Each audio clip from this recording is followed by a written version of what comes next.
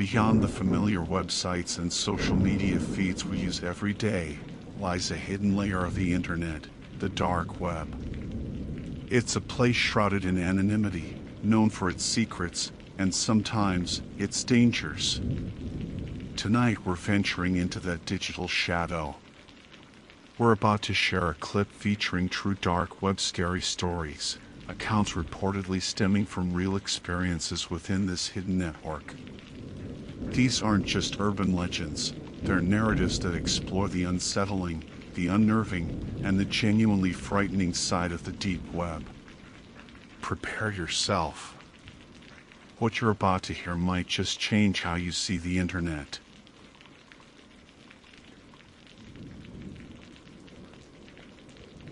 My name is Ryan. I guess that's not the most interesting name in the world, but then again, neither was my life before all this started. Just a regular kid in a regular suburban town, maybe a little more obsessed with computers and video games than the average Joe, but nothing out of the ordinary. At least, not until last summer. That was the summer my family decided to go full-on nature enthusiasts for a week. Camping. Intense. Miles from the nearest decent Wi-Fi signal. My parents were all excited about connecting with nature and unplugging. My younger sister, Emily, was surprisingly on board. She's always been the outdoorsy one, climbing trees and collecting weird bugs. Me? Not so much. The thought of a week without my PC, without multiplayer sessions with my friends, without endless hours lost in virtual worlds, it sounded like a special kind of torture. So, I mounted my campaign. I argued that I had a coding project due, a lie, that the heat would aggravate my allergies, exaggeration, and that honestly, someone needed to stay behind to protect the house from, well, from whatever suburban houses need protecting from utter BS. To my genuine surprise, they caved. Mom gave me the standard lecture about not burning the house down, eating vegetables, and not having friends over. Dad just ruffled my hair and told me to try not to turn into a mushroom in front of the screen. Emily just grinned and told me to text her pictures of cool clouds if I saw any, like that was going to happen. And just like that, they were gone. The old station wagon packed to the brim with camping gear, pulling out of the driveway, leaving me in glorious solitude. The silence after the car disappeared around the corner was deafening for about 5 seconds, and then pure, unadulterated freedom washed over me. A whole week. 7 whole days and nights. Uninterrupted gaming time stretched before me like a digital promised land. I didn't waste a second. I practically sprinted back inside, locked the front door, and headed straight for my room, a shrine to blinking LEDs and humming fans. My PC booted up with its familiar whir. My fingers hovered over the keyboard, ready to dive into whatever online world was calling my name. I spent the first day in pure bliss. Grinding levels in my favorite RPG, voice chatting with friends who were jealous I wasn't stuck in a mosquito-infested tent, ordering way too much pizza. It was everything I hoped for. But by the second day, a different kind of feeling started to creep in, boredom. Not with gaming itself, but with the usual games, the usual grind, the usual community. I played everything recent to death. I was looking for something different. Something new, something challenging, maybe even something a little illicit. My mind drifted to an older game I've been playing recently. It was a cult classic, a complex open-world game known for its deep mechanics but also its infamous bugs and glitches. The kind of game where players spend years finding hidden secrets and exploits. I'd exhausted the standard wikis and forums. I wanted to go deeper, I wanted to find the really obscure stuff. The kind of glitches that could break the game wide open, or secrets so well hidden they were practically myths. This led me down a rabbit hole I hadn't really explored before. Past the first few pages of search results, past the well-known fan sites. I started looking for forums mentioned in hushed tones on niche subreddits, places where the true diehards and exploit finders congregated. It felt like venturing into a digital underground. I remember the search terms I used, things like game name, undocumented exploits, game name, forbidden glitches, deep web game hacks. Yeah, I know how deep web sounds, and back then, I probably didn't fully grasp what that even meant beyond stuff not on Google. I was young, curious, and frankly, a little arrogant in my perceived internet savviness. After hours of sifting through sketchy links, dead ends, and sites that looked like they were designed in the 90s, I stumbled upon it. A forum. It wasn't on the clear net, not in the way you could just search for it. I found a link buried in the comments of a years-old blog post about game security flaws. The link itself was a string of random characters, not a recognizable domain name. It looked different. Intimidating. Curiosity, that old, dangerous friend, nudged me forward. I clicked. The forum loaded slowly. It was stark. Black background, plain white text. No images, no fancy formatting. Just categories and threads. The usernames were cryptic, random alphanumeric strings mostly. The topics, they weren't just about finding glitches in games. There were discussions that made my skin crawl about things I quickly scrolled past, things that felt genuinely illegal and disturbing. This wasn't just a niche gaming forum that had gone underground. This was something else. Something darker. A knot of unease tightened in my stomach, but the thrill of being somewhere I clearly wasn't supposed to be, somewhere hidden, was a powerful counterweight. I told myself I was just here for the game stuff. I navigated to a section vaguely titled Digital Manipulations. Most of the threads in that section were inscrutable, discussions about coding languages I didn't know, technical jargon that went over my head. But then I saw a thread title that snagged my attention. It wasn't technical. It was simple, almost casual, enhanced reality mods. The question mark at the end made it seem less like a technical discussion and more like a query. Or maybe an offer disguised as a question. I clicked on it. The thread was short. Only a few posts. The original poster, a user named null_entity, had simply written, "Anyone have access to or knowledge of ER mods? Looking for something that goes beyond standard game modification." The replies were even stranger. One user replied, "Dangerous territory. Turn back." Another, "Not for games. Not anymore." And then there was a reply from a user named Acheron. Just that one word, offering. My heart did a little stutter step. Enhanced reality mods. What did that even mean? Mods for games that made the graphics more real? Or something else entirely? The phrase itself was intriguing, futuristic, maybe even a little sci-fi. And the user Acheron was offering them. Despite the chilling atmosphere of the forum and the cryptic warnings, my curiosity overwhelmed my caution. This felt like finding a true hidden gem, something nobody else knew about. The ultimate cheat, maybe? Something that could change gaming forever? My mind raced with possibilities. I decided to message Acheron. It felt risky, contacting someone on this forum, especially someone offering something called enhanced reality mods. But the potential reward, the mystery of it, was too tempting. I typed a short message, trying to sound casual but interested. Hey Acheron, saw your post about ER mods. What exactly are those?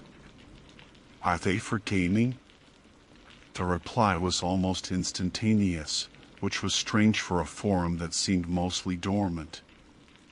Acheron, they are enhancements. For perception. Gaming is one application. The most trivial. Enhancements for perception? That sounded even wilder. Was this some kind of advanced VR technology? Or something else? Me, perception? Like graphics mods? Or something else? Acheron, they modify the filters between your consciousness and the input streams. Digital and other. Okay, now that just sounded like gibberish. Input streams? Digital and other? It sounded less like gaming and more like, I don't know, philosophy? Or maybe just pretentious tech jargon. But the idea of something modifying perception, making things more real or different, it was fascinating. Me, so how do they work? And how do I get one? Acheron, the OW is complex.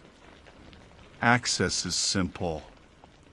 Download the attached file. Execute. Prerequisites, a robust system.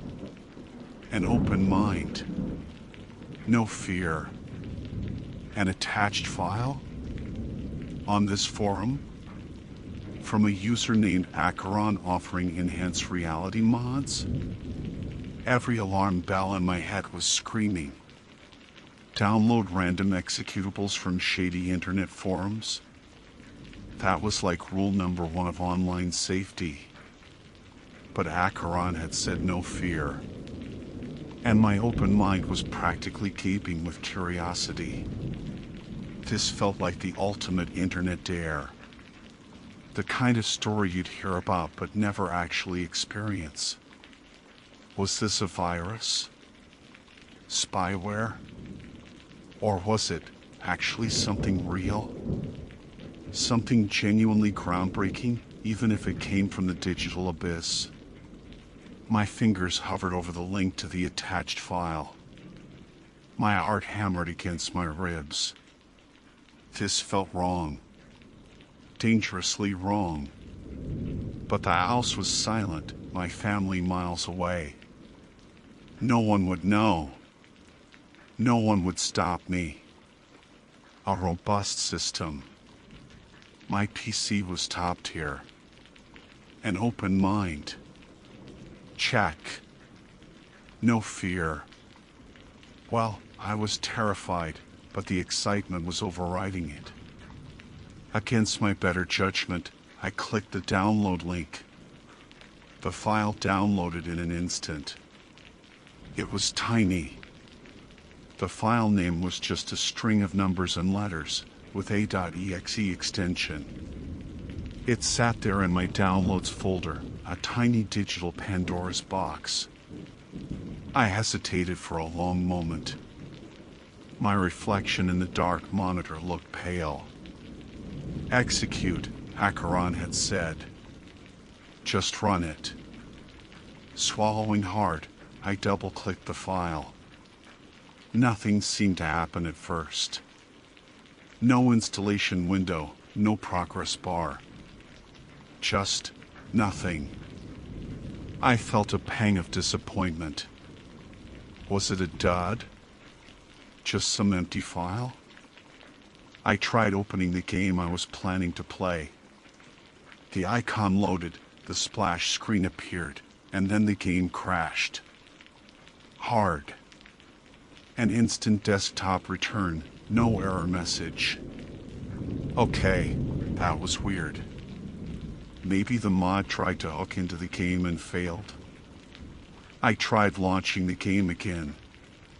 Same thing. Crash. Frustrated, I went to open my web browser to search for help. But the browser wouldn't open. I tried opening my file explorer. Nothing. My entire system felt frozen, but not crashed. The mouse moved, but nothing would launch. Then, my computer screen went black. Not just turned off, but a deep, absolute black.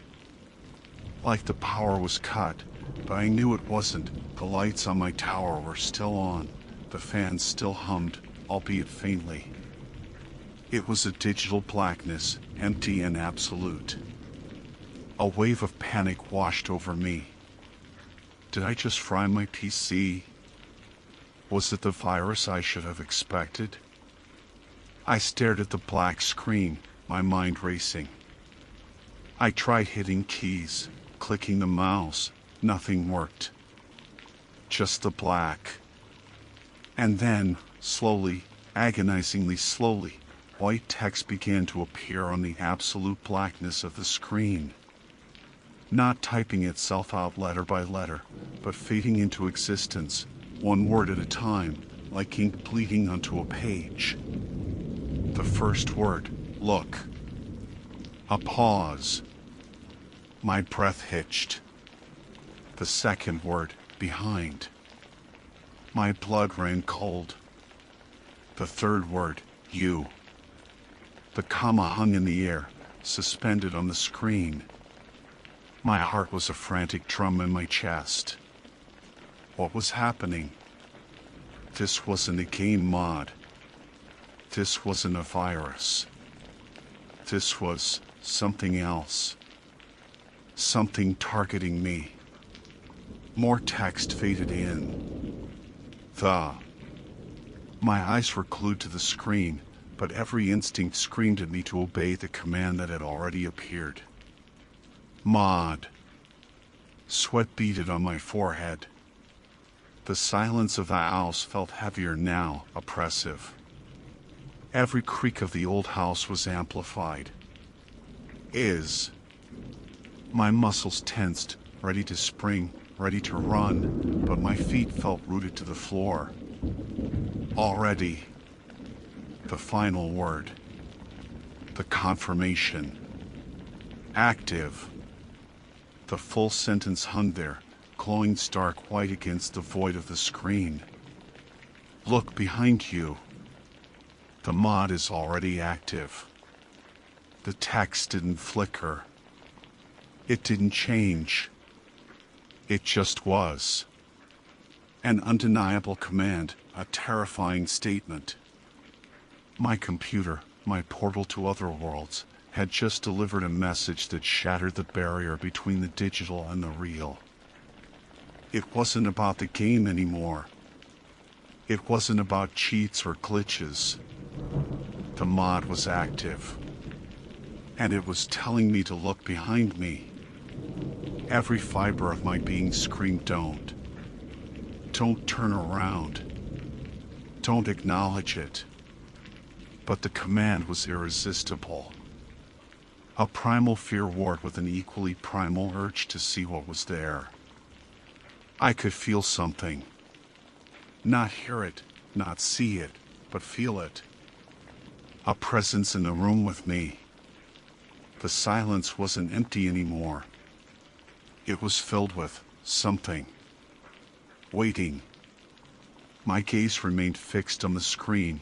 The horrifying words burned into my vision.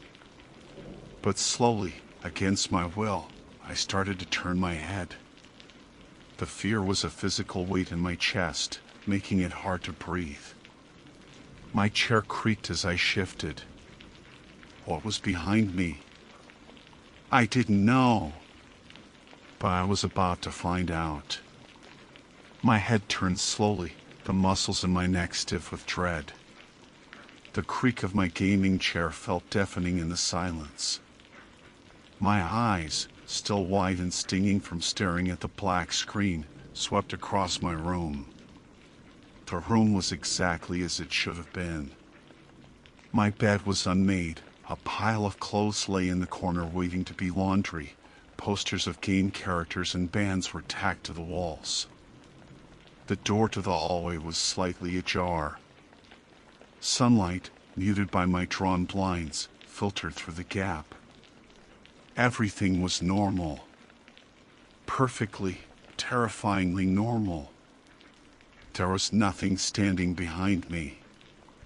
No figure, no shadow that didn't belong, no glowing eyes in the corner.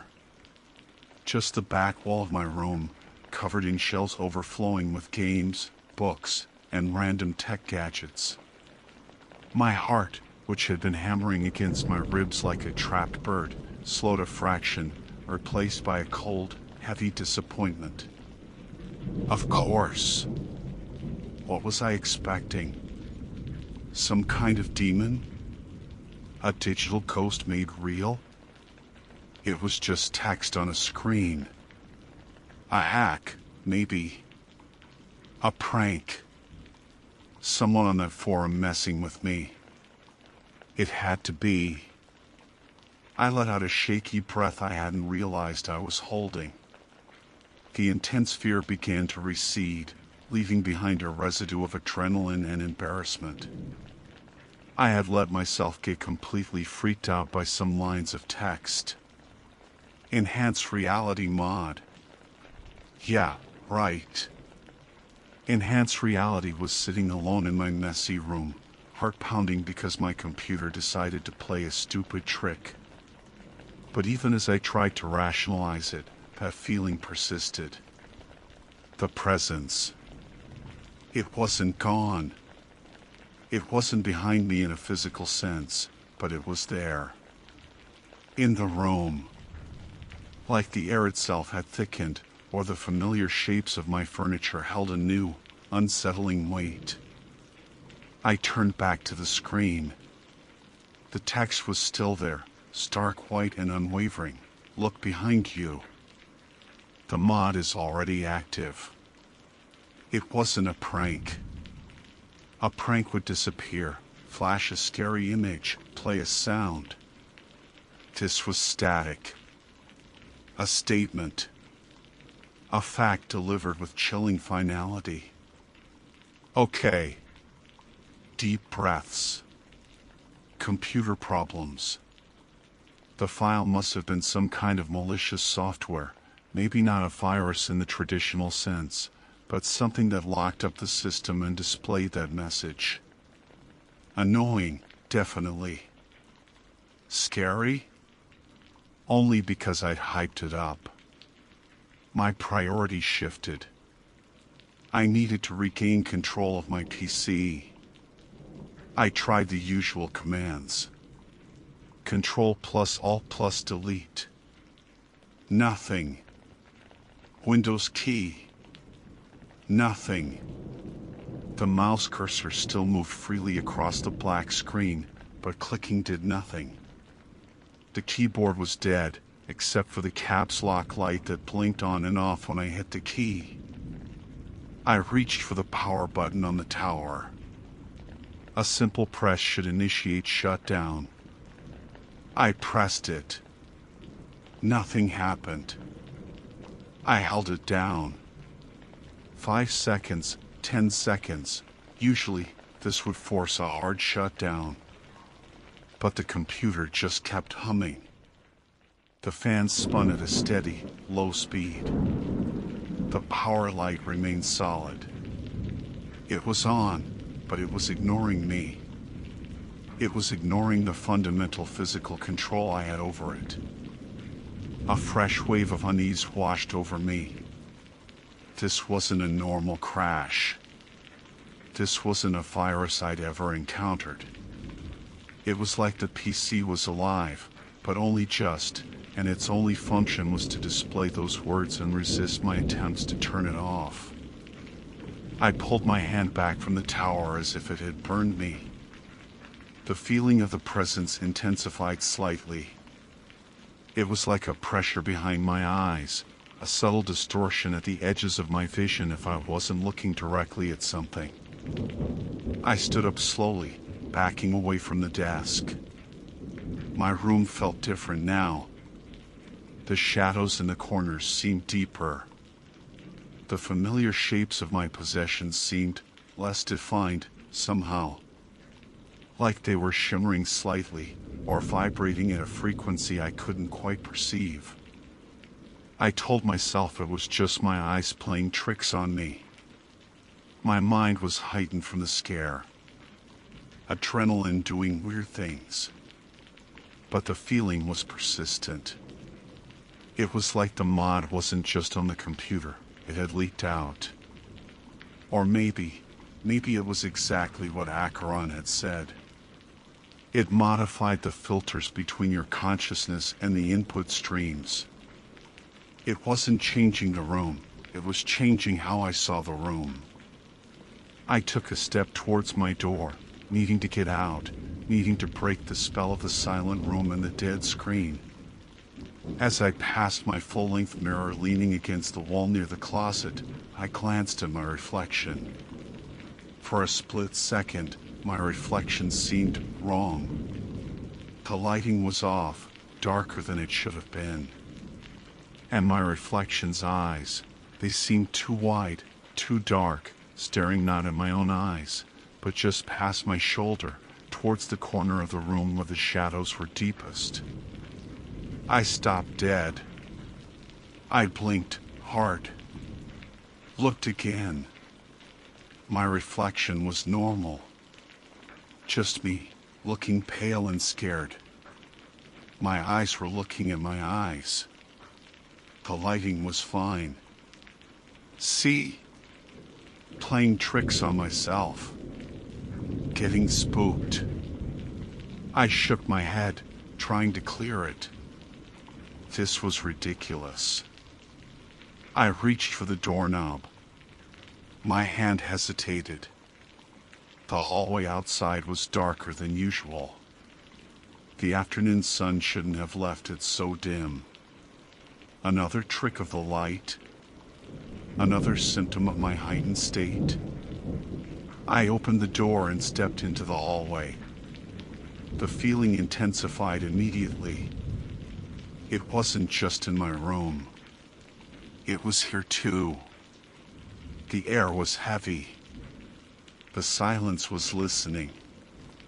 I walked down the short hallway towards the living room, each step feeling unnaturally loud.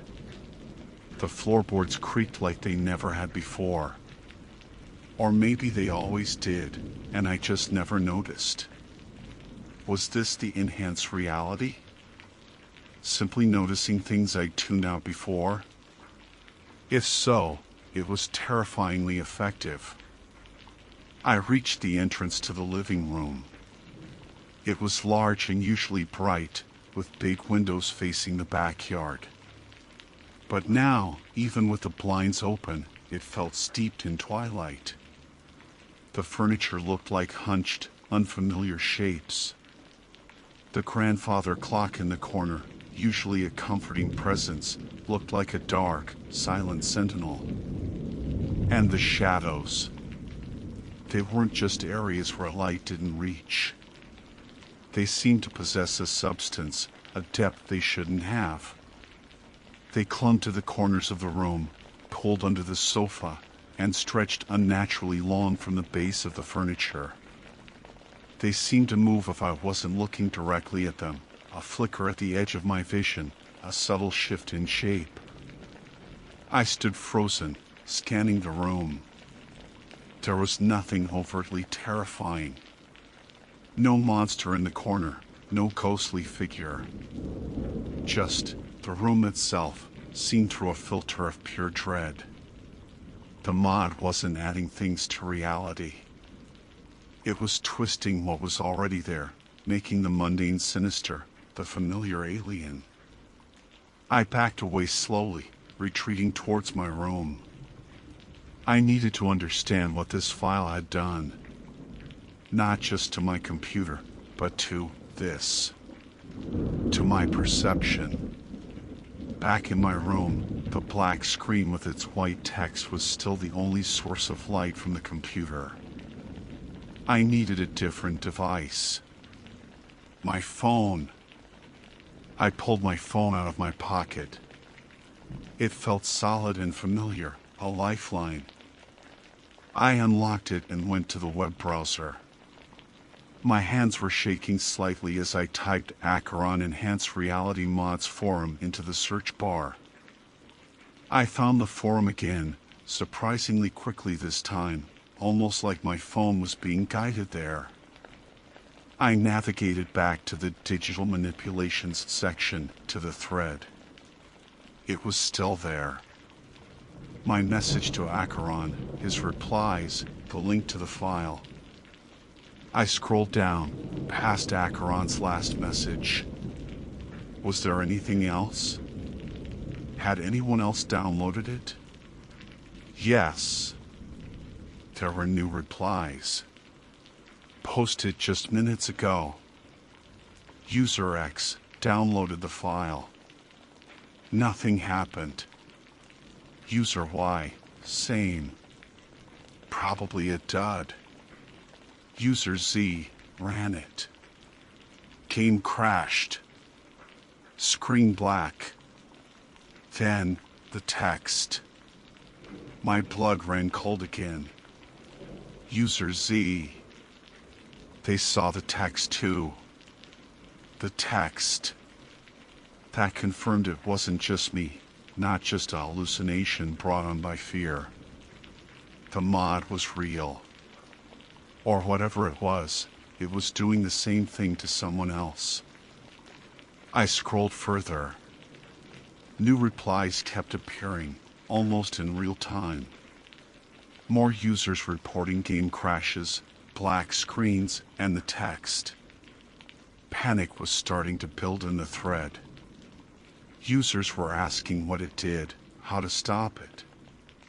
And then I saw a reply from null_entity, the original poster of the thread asking about ER mods.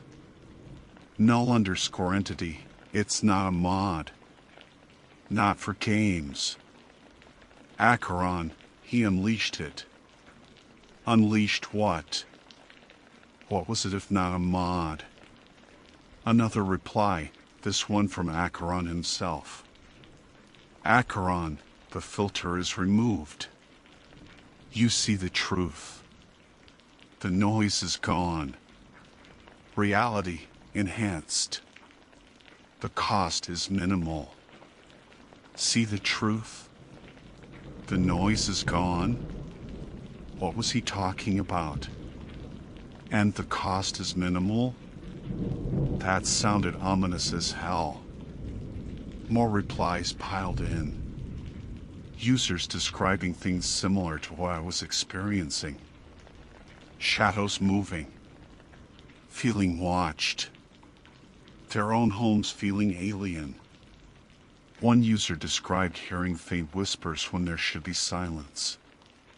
Another saw fleeting shapes in their peripheral vision. This was it. This was the enhanced reality. It wasn't making things look prettier or more detailed. It was stripping away the layers of normal perception, the filters our brains use to make the world manageable, and showing us what was hidden beneath. What existed in the quiet spaces, the dark corners, the edges of our sight. And it was active. Inside my house. Inside my head. I needed to warn people. I needed to tell them not to download it. I tried to post a reply on the forum. My fingers flew across the phone screen, typing a frantic warning, do not download. It's not a game mod. It does something to reality. I hit post. The forum refreshed. My post wasn't there. I tried again. Not there. It was like the forum itself was rejecting my warning.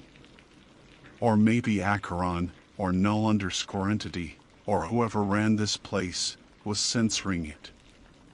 My phone buzzed.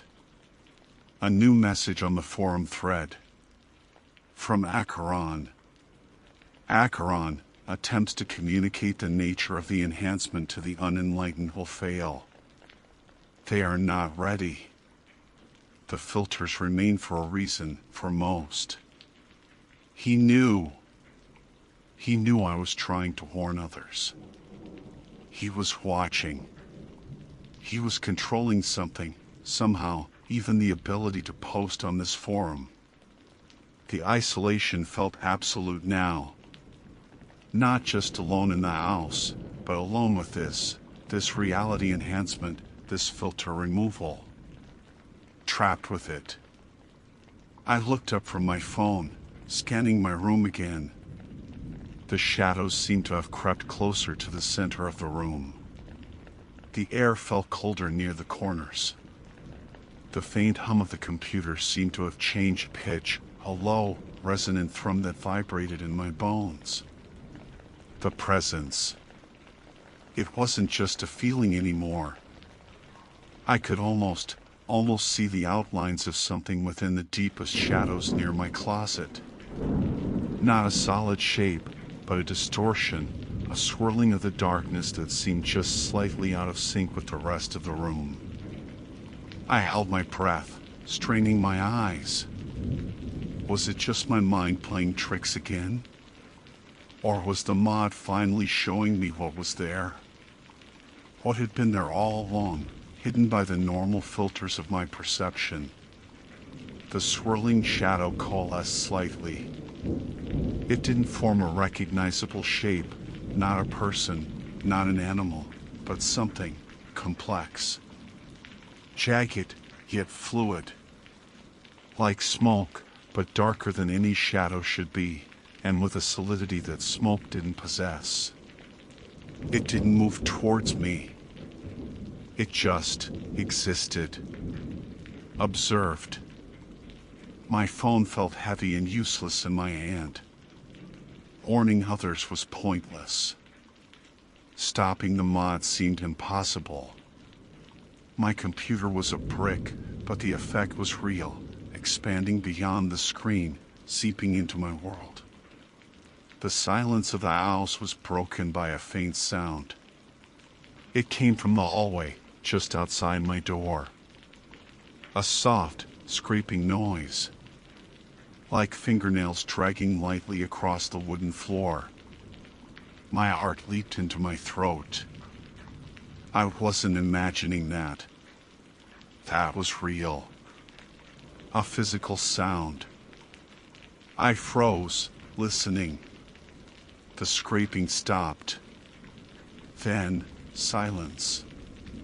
Was it the house settling? The wind? Or was it the presence? Had it manifested into something that could make noise? Something that could move? The blackness on my screen still displayed the terrifying command. Look behind you. The mod is already active. I had looked. I had seen the normal room. But that was before the shadows began to move, before the scraping sound from the hall. What if look behind you wasn't just a command? What if it was a trigger? An activation phrase?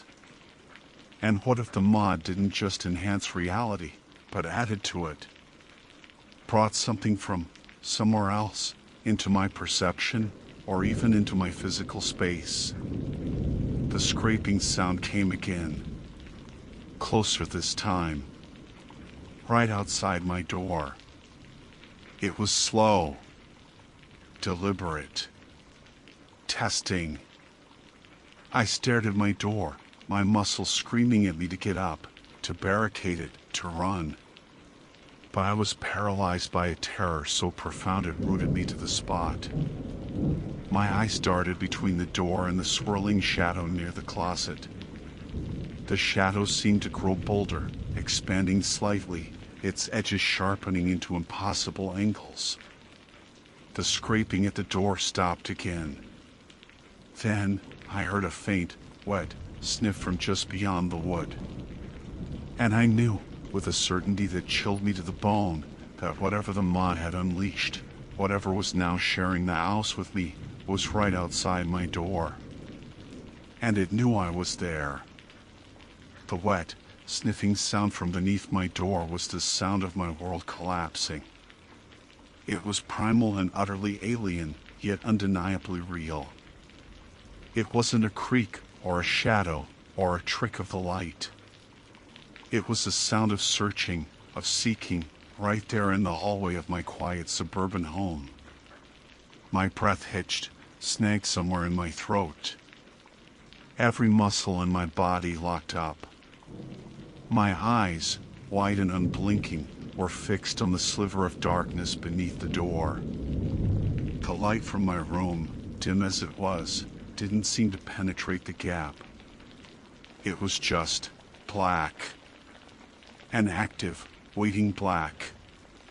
The swirling distortion near my closet seemed to pulsate in response to the sound, growing slightly larger, the edges becoming sharper, more malevolent.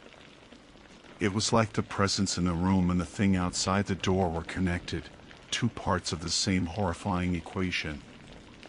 The sniffing stopped. A heavy silence descended again, thicker and more suffocating than before. It was the silence of something listening, assessing, deciding its next move. My mind screamed at me to move, to lock the door, to grab something, anything, to defend myself.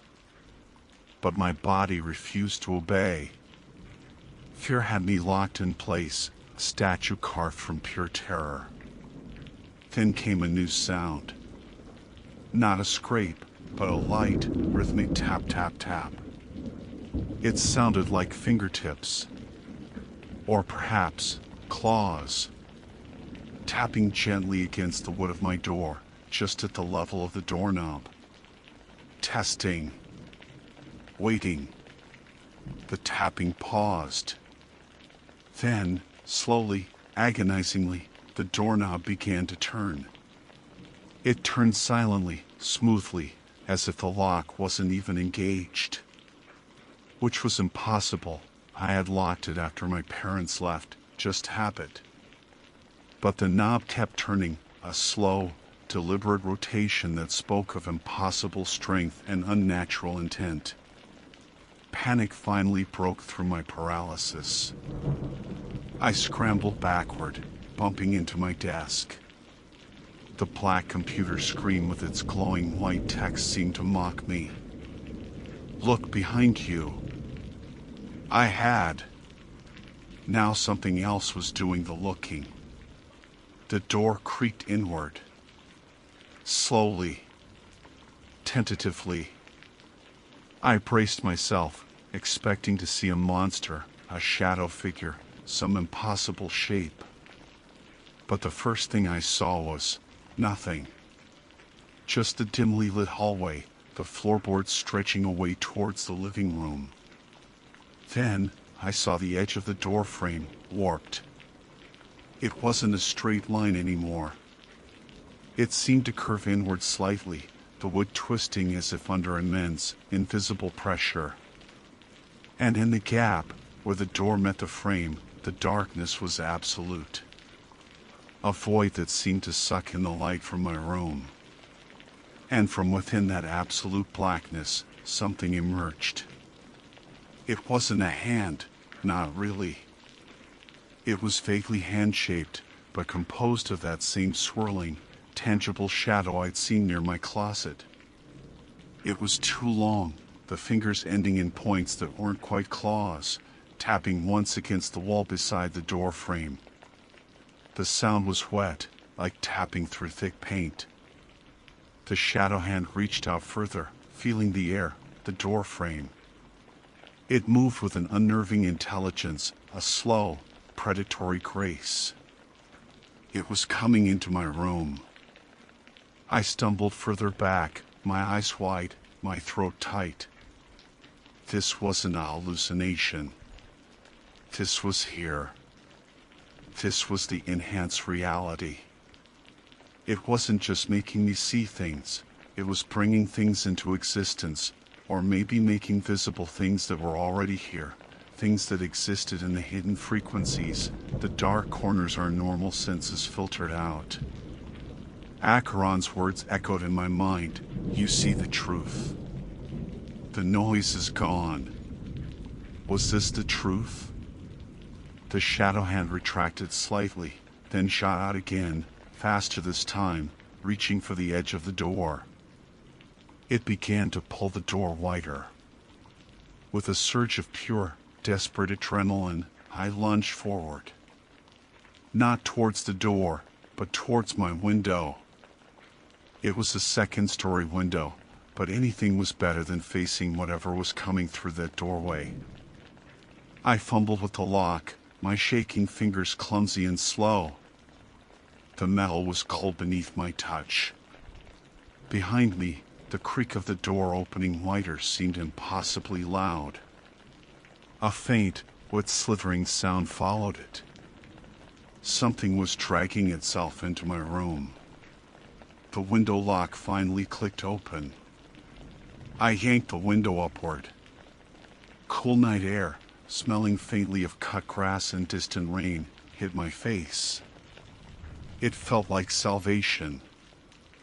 I threw one leg over the sill, scrambling to get out. Just get out. Get to the ground. Run. Run anywhere. As I hoisted myself through the window, I risked one last look back into my room. The door was wide open now. Standing just inside the frame, partially obscured by the warped wood and the clinging shadows, was a shape. It was roughly humanoid in height, but impossibly thin, all sharp angles and fluid darkness. It seemed to shimmer, like looking at something through heat haze, except the distortion was horrifying and constant. It had too many limbs, or limbs in the wrong places, ending in those tapping, shadow claws. Its head tilted, and I had the terrifying impression of multiple eyes reflecting no light from within the swirling void of its form. It made no sound, just was. Watching me. Beside the doorway, near where the swirling shadow near the closet had been, stood another. Smaller, but equally distorted. And beyond them, in the hallway, I could see the edges of more shapes, moving in the oppressive darkness, their forms bending the light around them. The moth hadn't just brought one thing. It had revealed them. Multiplied them. They were here. All through my house. The air in the room grew colder, thick with a smell I couldn't place, like ozone mixed with something decaying. My skin crawled. I scrambled the rest of the way through the window, landing awkwardly on the small roof of the porch below. The fall jarred me, but I barely felt it. My eyes were fixed on my window. The thin, dark shape in the doorway didn't follow me immediately. It simply stood there, a sentinel of the newly enhanced reality within my home. Its head tilted again, and I felt, rather than saw, its attention focus entirely on me. Then, slowly, deliberately, it raised one of its long, impossibly jointed arms and pointed a shadow-clawed finger directly at me. And that's when I heard the sounds from outside. Not the sounds of the suburban night, crickets, distant traffic, wind in the trees. These were different. Soft rustles in the bushes below the porch. A faint chittering sound from the large oak tree in the yard. A slow, heavy scrape on the pavement of the street out front. I looked around frantically. The night wasn't just dark. The shadows beneath the trees seemed to writhe. The familiar shapes of the neighbors' houses seemed subtly wrong, their outlines blurred or distorted. The silence of the street was filled with a low, almost inaudible hum that seemed to vibrate in my teeth. They weren't just in the house. The mod, the enhancement, had revealed them everywhere. They were in the shadows of my yard, lurking amongst the familiar bushes, clinging to the branches of the trees, waiting just outside the pools of artificial light from the street lamps. My home wasn't a sanctuary anymore.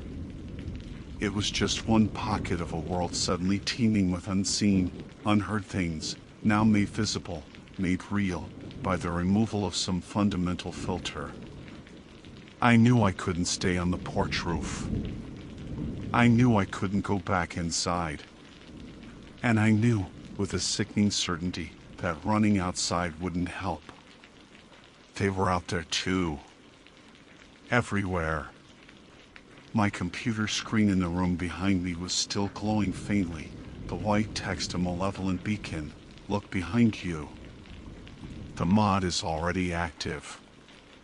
It wasn't a command. It was a promise. A statement of permanent change. The mod wasn't something you could uninstall. It wasn't a program on my PC.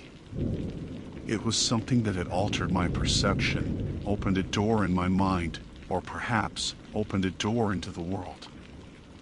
I scrambled down from the porch roof, dropping the last few feet to the grass. My ankle twisted, sending a jolt of pain up my leg, but I ignored it. I had to move. Even if running was futile, I had to run. I limped across the lawn, heading for the street, for the faint hope of reaching a neighbor, calling the police, doing something. As I reached the edge of the grass, stepping onto the sidewalk, I saw a shape detach itself from the deep shadow beneath a parked car across the street. It was low to the ground, moving with a scuttling gait, making that same wet scraping sound. More shapes stirred in the darkness down the street. The air here was even colder. The streetlights seemed dimmer, their lights somehow absorbed by the surrounding darkness. The low hum was louder here, a discordant symphony just beneath the threshold of normal hearing. I stopped. Looking back at my house, I saw the dark figures still standing in my open doorway, silhouetted against the relative dimness of the room, their forms shifting and impossible. Looking down the street, I saw the shapes emerging from the shadows, converging slowly, deliberately. There was nowhere to go. The mod hadn't just affected my house, it had affected my reality. It had lifted the veil. My fear wasn't gone, but a strange, numb resignation was settling in. I understood Acheron's message now. The filter is removed. You see the truth. This nightmare landscape, populated by these unseen entities, this was the truth. This was what lay hidden beneath the normal, comfortable world I had taken for granted. And the cost is minimal. Minimal for whom? Minimal compared to what? Was the cost just sanity? Or something more? I stood in the middle of the sidewalk, alone under the distorted streetlights, surrounded by shadows that were no longer just absences of light, but presences. The house behind me, the street in front of me, the yard around me, all were alive with things I could now see, things that were now aware of me. My computer screen was probably still glowing back in my room, broadcasting the terrifying, permanent message. The mod was active. It would always be active. The filter was gone forever. I didn't know what they wanted. I didn't know if they were going to hurt me, or just observe, or something worse. But as the dark shapes on the street began to move faster, no longer just stirring in the shadows but gliding towards me with unnerving speed, I knew my life, the life I'd lived just days ago, was over. the world was enhanced. And the truth was a horror I couldn't unsee. I closed my eyes, the distorted images burned onto my eyelids, and waited for the enhanced reality to fully claim me.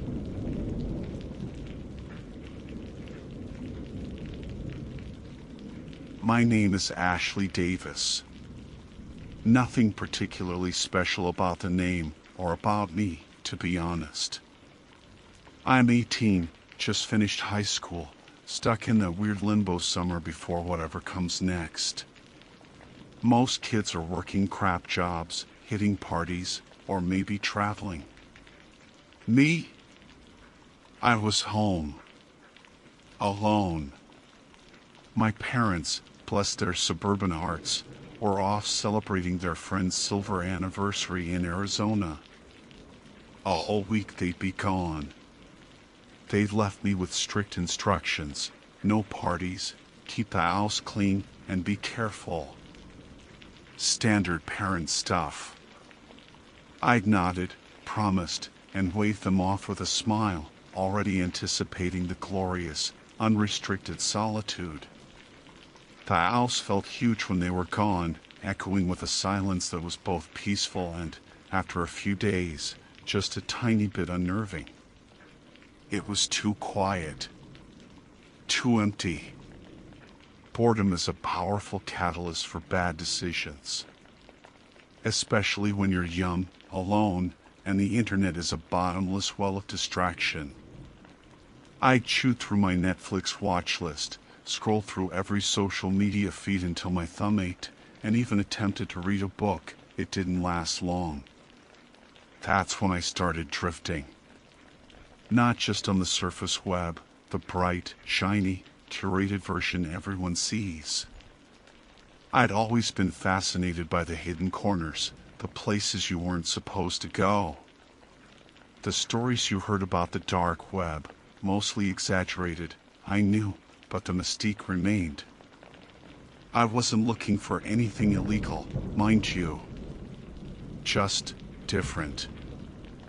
I'd stumbled into the world of urban exploration online a few months prior.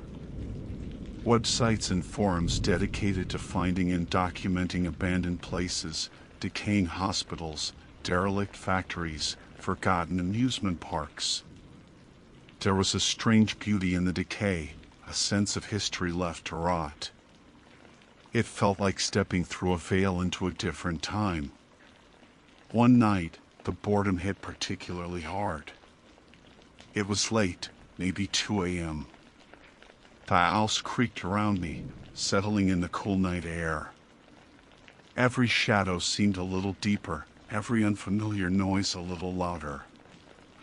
I was sitting at my desk in my bedroom, the glow of the monitor the only significant light source.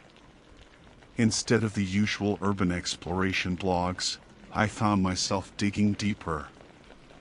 Links led to links, often through forums that required specific browser settings or access methods I only vaguely understood. I wasn't going full on tour, not yet, but I was definitely venturing beyond the easily searchable. I landed on a forum that was different. It wasn't about urban decay, not in the physical sense. The language was technical, almost clinical.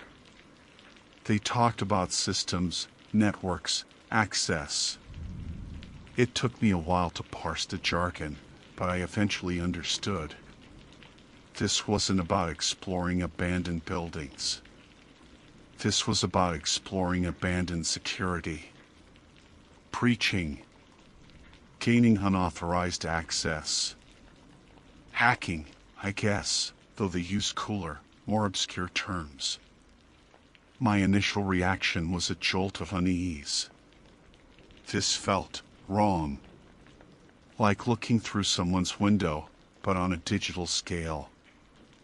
I should have closed the tab right then. Walked away. Found something else to occupy my time. But that pesky boredom, coupled with a growing, morbid curiosity, kept me there. I was just looking, I told myself. I wasn't doing anything illegal, just reading. The forum was organized by topics, discussions ranging from specific software vulnerabilities to philosophical debates about the ethics, or lack thereof, of what they did. I scrolled through threads, my eyes wide, feeling like I'd stumbled into a secret society. They talked about exploits, backdoors, 0 days. It was a world I had no part in, a language I didn't speak, yet I was utterly captivated. It was like watching a train wreck in slow motion, horrifying, but impossible to look away from. Then I saw a thread title that stood out. It wasn't technical. It was simple, almost conversational. Got a live one. Anyone want a peek? Intrigue warred with a rising sense of dread. What did live one mean? A live feed? From where? The thread had a few replies, mostly cryptic confirmations or requests for details I didn't understand. But one reply contained a link. It was obfuscated, not a standard URL, a string of characters that looked like a jumbled mess but was clearly a direct link to something. The user who posted it had a username that was just a random string of letters and numbers, like most others on the forum. There was no profile, no avatar, nothing to identify them. Just a link and a single line of text, feed from a secure location. Pretty dull, but the access was sweet. Secure location. What did that mean? A bank? A government building? Some rich person's house? My mind raced with possibilities, conjuring images from spy movies and hacker thrillers. The idea of peering into a place that was supposed to be impenetrable, seeing something forbidden, it was a powerful draw. It felt like the ultimate form of urban exploration, but without the risk of getting caught trespassing. My finger hovered over the link. A small voice in the back of my head screamed at me to stop. This was different from looking at photos of abandoned hospitals. This was actively accessing someone's private space. It was wrong. It was illegal. It was dangerous. Who knew what kind of site this link would lead to? What kind of people were on the other side? But the other voice, the one fueled by boredom and that insatiable, foolish curiosity, was louder. Just look, it whispered. See what it is. You don't have to do anything else. Just a quick peek. My heart was pounding. It felt like I was standing on the edge of a cliff, peering into a dark abyss. Every instinct told me to back away, but the pull was too strong. The idea of seeing a genuinely secure location through the eyes of someone who had breached it was an adrenaline rush I hadn't anticipated. It felt illicit and exciting in the worst possible way. I took a deep breath, the air in my room feeling suddenly cold. My hand, trembling slightly, moved the mouse cursor over the jumbled string of characters. I clicked. The browser window didn't change immediately. There was a brief pause, a moment of agonizing anticipation where I could still back out, still close the tab before anything loaded. But I didn't. I waited. Then, the screen shifted. Not to a new website with banners and navigation menus, but just a feed. A simple video player embedded directly into the page. No controls, no sound icon, just a live, silent video stream. The quality wasn't great, a little grainy, the colors muted, but it was definitely live. My eyes scanned the image, trying to make sense of what I was seeing. It was a room. A bedroom, it looked like. messy, lived in. Clothes were draped over a chair, books were piled on a nightstand. There was a dresser against one wall, a window with the blinds drawn on another. It looked ordinary. Disappointingly ordinary, considering the build-up. It took me a few seconds to process the angle. The camera wasn't at eye level. It was positioned high up, in a corner of the room, looking down. A security camera? Hidden? My gaze traced the lines of the walls, trying to pinpoint where it was. As my eyes adjusted to the dim lighting of the room on the screen, a wave of confusion washed over me, quickly followed by a chilling, creeping dread that started in my stomach and spread like ice through my veins. The room on the screen. I knew that room. The pattern on the duvet cover. The posters on the walls, slightly peeling at the edges. The overflowing laundry hamper in the corner. The specific way the books were stacked on the nightstand next to an empty glass of water. It was my room. My breath hitched. My heart, which had been pounding with nervous excitement moments before, now seemed to seize in my chest. This wasn't a secure location halfway across the country, or even across town. This was here. Now.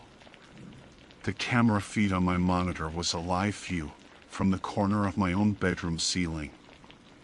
The words "it was my room" felt like a lead weight dropped into my gut. My room. My bedroom. The room I slept in, the room I changed in, the room where I felt safest and most private in the entire world. And there it was, displayed live on my computer screen, viewed from an angle I had never seen before, from a vantage point I hadn't known existed. Disbelief was the first wave, a frantic attempt by my brain to reject the impossible. No, it couldn't be. It had to be a mistake. A room like mine, maybe? Or maybe it was an old feed, pre-renovation, before I'd gotten the new duvet cover, the one with the subtle geometric pattern that was clearly visible on the screen. But no, the pile of clothes on the chair was from today. The water glass on the nightstand was the one I'd used a few hours ago. It was undeniably, horrifyingly, my room. Right now. My eyes darted up from the monitor, scanning the ceiling. My ceiling. It looked normal. Just the textured plaster, the light fixture in the center, the corners where the walls met the ceiling. Nothing seemed out of place. Where was it? Where in the corner? Was it tiny? Hidden? A cold, sickening dread began to seep into every cell of my body. The room, which had felt comfortably familiar moments ago, was suddenly alien, hostile. Every shadow deepened, every object seemed to hold a sinister potential. I wasn't alone. Not in the way I thought. I was being watched. In my own home. In my own bedroom. By someone who had put a camera here. My hands started to tremble uncontrollably. I looked back at the screen, my gaze fixed on the feed. The perspective was from the upper left corner, looking down towards my desk in bed. It showed a decent portion of the room. I could see my computer monitor, my reflection a pale, terrified mask staring back at the screen. It showed me, sitting right here, looking at the feet of my own room. The person on the other side could see me seeing them. Panic clawed at my throat, stealing my breath.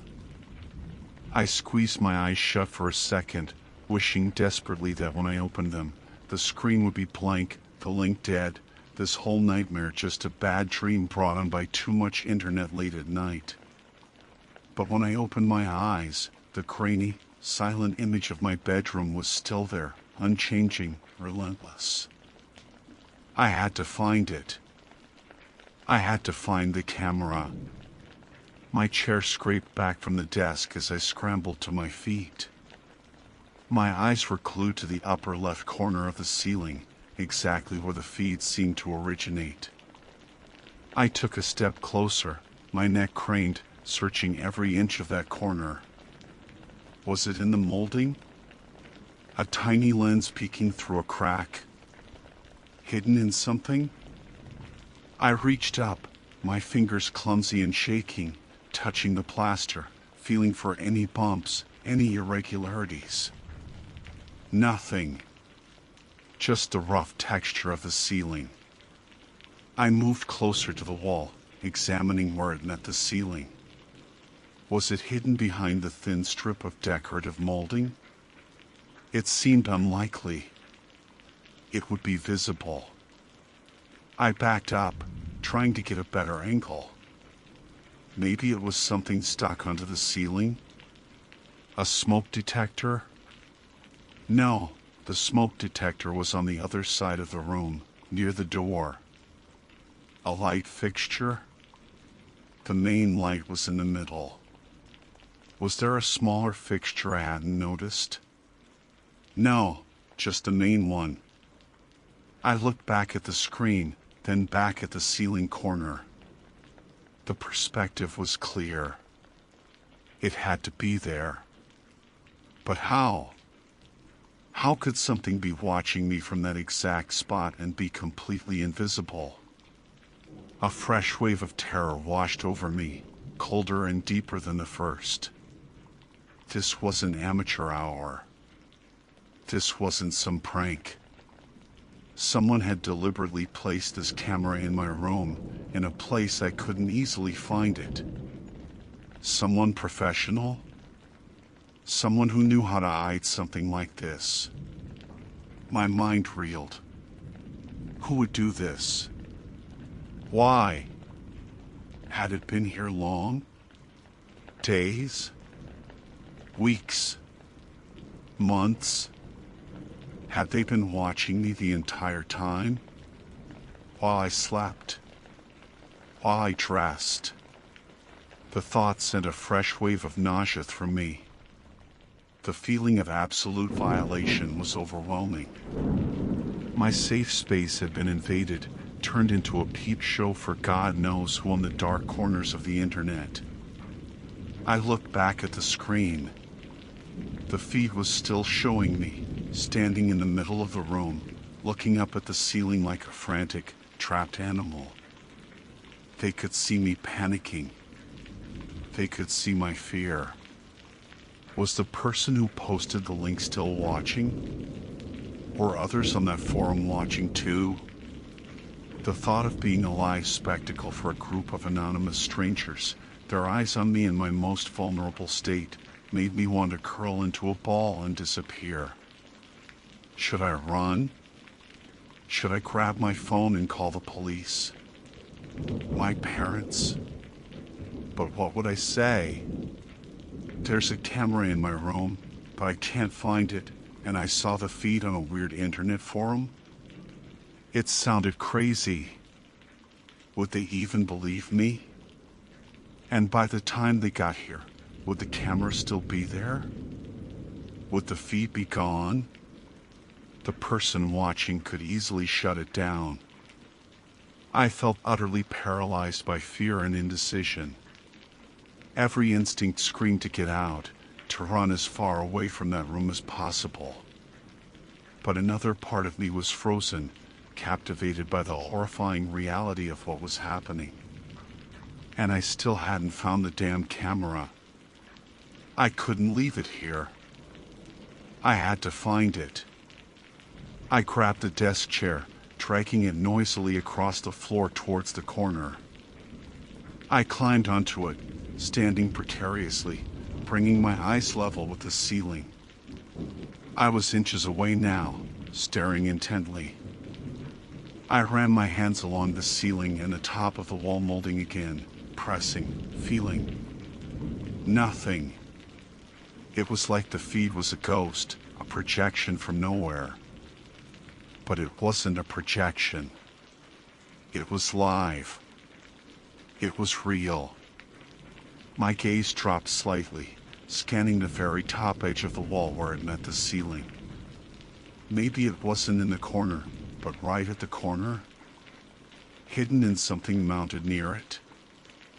I scanned the wall. Nothing. No shelves, no pictures in that corner. My eyes went back to the screen again. The angle, it was precise, coming from that exact point. I looked back at the ceiling, my eyes following the lines. And then I saw it. Or rather, I saw something that could hide it.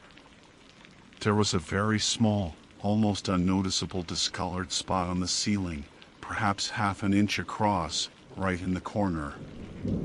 It looked like a tiny patch job, poorly blended with the surrounding texture. It was only visible because I was inches away, looking for anything out of the ordinary. Could it be there? Behind that? My heart hammered against my ribs. I reached out a tentative finger, touching the spot. It felt slightly different, firmer than the rest of the plaster. Was it a fake patch? Hiding something behind it. As I stood there on the chair, hand outstretched towards the suspicious spot, staring at the live feed of my room that showed me doing exactly that, a chilling thought struck me. The person watching wasn't just seeing my room. They were seeing me. They were seeing me discover the camera. They knew I was onto them. The silence in the house felt heavier now, thick with unspoken threat. Was the person who put the camera here still in the house? Hiding? Or were they miles away, laughing as they watched me squirm? The uncertainty was a torture all its own. I was exposed, vulnerable, and someone was enjoying every second of my terror. I had found a potential location for the camera, but reaching it felt like a trap. What if touching it triggered something? An alarm? Or worse, what if the person watching decided to react? I was alone. Completely alone. And the internet, that tool I had used to stumble into this nightmare, offered no help now. It was the window through which my privacy was being stolen, my safety shattered. The feed on the screen remained static, a silent, horrifying mirror of my invaded reality, its constant presence a cruel reminder that I was no longer just Ashley Davis, a girl home alone. I was a performance. I was being watched. And I had no idea what the watcher would do next. My finger hovered inches from that suspicious spot on the ceiling. My heart was a frantic bird trapped in my chest, beating against my ribs as if desperate to escape the horror unfolding in my room. I was standing in a wobbly chair, peering up at a ceiling that held a terrifying secret, while on the screen of my computer, I could see myself doing exactly that. The watcher knew. They knew I had found the feed, knew I was looking for the camera, knew I was close. The silence in the house was no longer peaceful. It was oppressive, charged with a predatory stillness. Every creak of the old house, every rustle of leaves outside my window, sounded amplified, sinister. Was that the house settling, or was someone moving around downstairs? Was the watcher still on the other side of the screen, miles away in some anonymous data haven, or were they closer? Down the hall? Downstairs? Just outside the window? The paranoia was a physical weight, pressing down on me. My hand shook so violently I had to brace it against the ceiling to keep steady. Should I touch it? Pry at that patch? What if it wasn't just a camera? What if it was booby-trapped? Or worse, what if interfering with it provoked the person watching into doing something terrible? I was alone, vulnerable, and I had just announced my awareness of their intrusion. I was no longer just an unsuspecting subject. I was a variable, a potential problem they might need to handle. Minutes stretched into an eternity. My legs ached from standing on the chair, but I couldn't bring myself to move. My eyes flickered between the suspected camera location on the ceiling and the live feed on the screen. On the screen, the figure of the girl, me, remained frozen, staring upwards.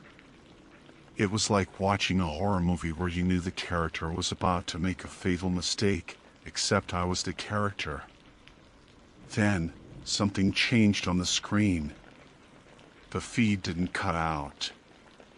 It didn't flicker. But subtly, almost imperceptibly at first, something overlaid the image. It wasn't part of my room. It was text. Appearing slowly, character by character, like someone was typing it out in real time, directly onto the live stream I was viewing. My eyes widened, fixed on the monitor. The text was a pale, eerie green, stark against the muted colors of my bedroom feed. It was positioned right in the center of the screen. "Hello, Ashley." My blood ran cold. They knew my name.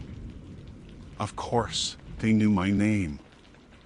If they could put a camera in my room, they could easily find out who lived here. But seeing it, addressed directly to me, appearing on the feed from my room, felt like a violation on a whole new level. It wasn't just anonymous voyeurism anymore. It was personal.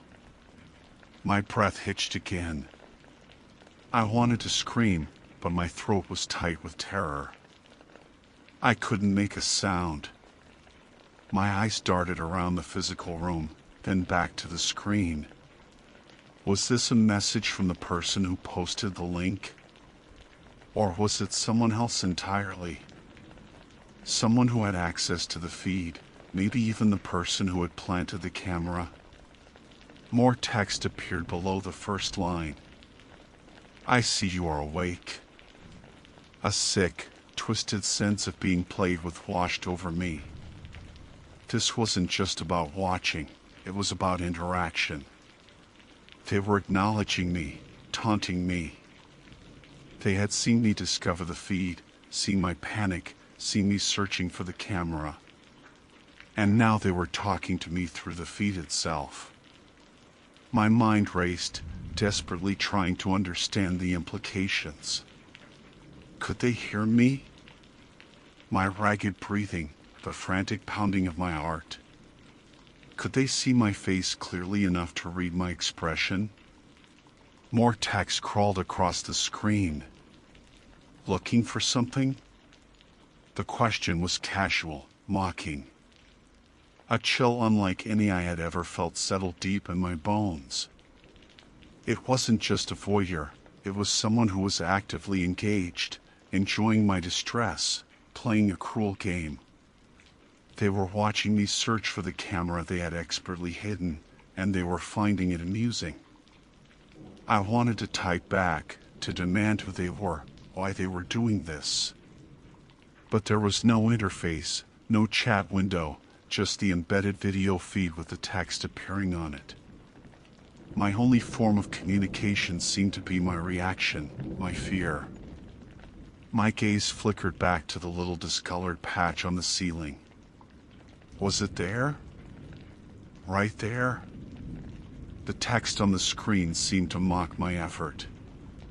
They knew I was looking in the right place, or at least a likely place.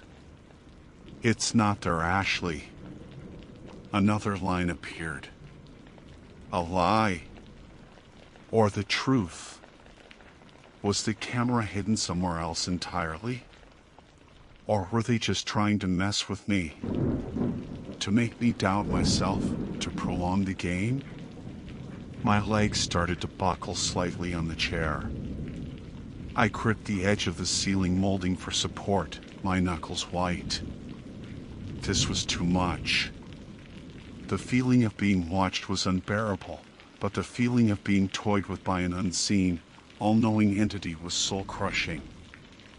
I looked around my room again, the room that was no longer mine alone. Every shadow seemed to stretch and writhe. The ordinary objects of my life, my clothes, my books, my posters, felt like props in a stage play I hadn't agreed to be in. And the audience was invisible, malicious, and seemed to know my every move. The text on the screen continued to appear, line by line, a silent, terrifying conversation initiated by my unknown observer. "You are safe." The words were a twisted reassurance, a blatant lie that only amplified my fear. Safe? With an unseen camera in my room, streaming my life to who knows where, and the person who put it there communicating with me like this? I was anything but safe. Just watching. Another line. Just watching. Is that all they wanted?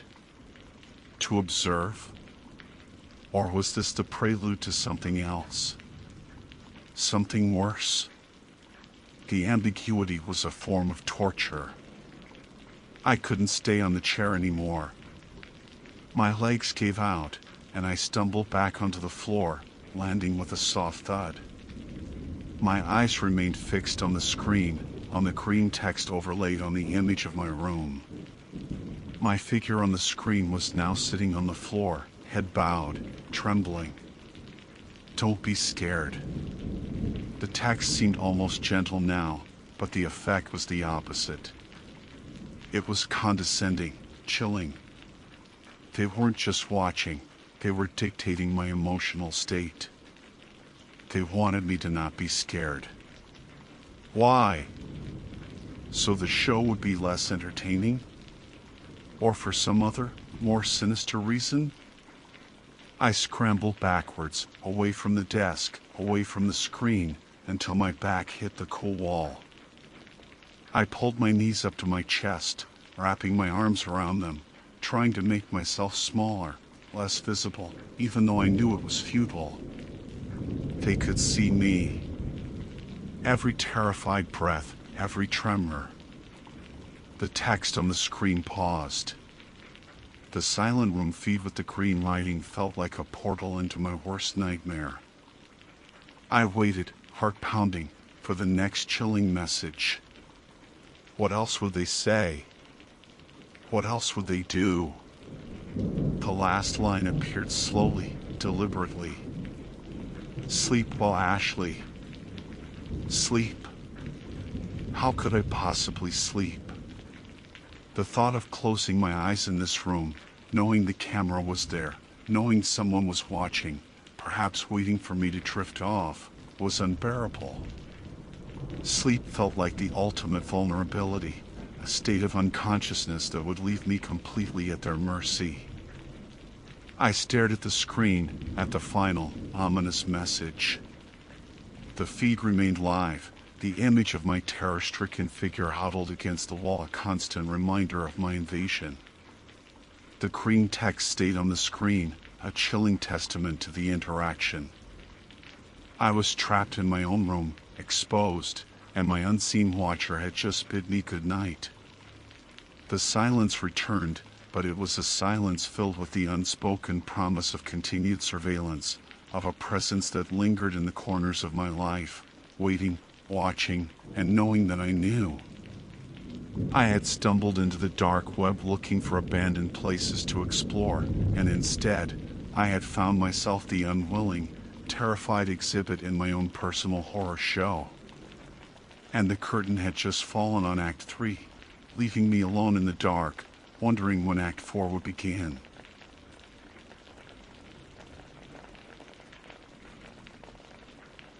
I'm Kevin. It feels weird to even type that out, like acknowledging I exist in a world that suddenly feels a lot smaller, a lot colder, and infinitely more exposed than it did just a few hours ago. But yeah, I'm Kevin. 17, almost 18, just finished my junior year. The kind of kid who probably spends a little too much time online, lost down rabbit holes of obscure forums and late-night wikis. Right now, though, the online part of my life has collided with the real world in a way I never thought possible, not in my quiet, suburban house on Maple Street. The house is too quiet, actually. Like, deafeningly quiet. My folks are visiting relatives they haven't seen in years, some great aunt in Arizona who's apparently got a memory like a steel trap and a fondness for recounting every single family anecdote from the last 80 years. They'll be gone for a week. Just me and the cat, who's currently curled up on the armchair like a furry, judgmental lump. Normally, I'd relish this kind of solitude. It's rare. My dad works from home a lot, and my mom's always bustling around. Having the place entirely to myself is usually an opportunity to blast music, eat junk food without commentary, and just sprawl. But tonight, the quiet feels less like freedom and more like a vacuum, sucking the warmth and safety out of the air. Maybe that's why I ended up where I did online tonight. Boredom, amplified by the silence and a creeping sense of being utterly alone, pushed me further than usual. I've always been fascinated by things just outside the mainstream, the stuff they don't teach you in history class, the theories that float around the edges of reality. UFOs, government cover-ups, secret societies. I guess it's a way of feeling like there's more going on than the mundane 9-to-5 existence everyone seems resigned to. Tonight, though, I was researching some conspiracy theories on the darker parts of the internet. I'm not talking about the surface web stuff, the brightly lit forums full of obvious trolls and tinfoil hat cliches. I mean the corners that require a little more digging, sites you don't stumble upon by accident, places where anonymity is currency and the topics discussed are often unsettling, if not outright disturbing. I use a VPN, obviously. I'm not stupid. I also know enough not to download anything or click on suspicious links without thinking. It's more about the information, the ideas, the feeling of peering behind the curtain. My search started innocuously enough, something about historical false flags, but it quickly devolved into the rabbit warren it always does. One link led to another. A mention on a hidden forum pointed me towards a specific onion address, and before I knew it, I was trying to access a site that promised revelations about, of all things, the pervasive nature of surveillance in modern society. Now, I'm not exactly new to the idea that we're all being watched to some extent. You'd have to be living under a rock to think otherwise. But most of what I'd seen before was abstract, discussions about metadata collection, facial recognition in public places, smart devices listening in. This site felt different.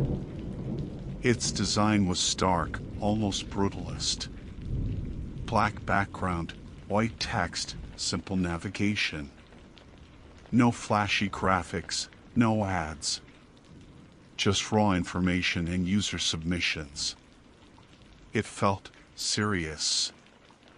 Like the people running it weren't trying to sell you anything or entertain you. They were trying to show you something. The site was dedicated to proving surveillance is everywhere. Not just government spies or corporate data miners, but a more insidious, decentralized, almost organic form of monitoring. The kind that felt less like a structured program and more like a creeping vine, growing into every corner of your life. They had pages filled with technical explanations I only half understood, blurry photos supposedly taken by hidden cameras, logs of weird network traffic, and long, rambling manifestos about the death of privacy. It was a lot to take in, overwhelming in its sheer volume and intensity. But what caught my eye was a specific section, clearly labeled, almost starkly, anomalies. The description was minimal, something about user-submitted instances of unexplained or highly specific surveillance evidence. It was a repository for things that didn't fit neatly into the technical categories, personal experiences, strange findings, things that users claimed were proof that the surveillance wasn't just broad, but could be intensely focused. I clicked into it. The page loaded slowly, a list of threads appearing. Titles were cryptic: the glitch in the glass, whispers on the wire, the camera that wasn't there.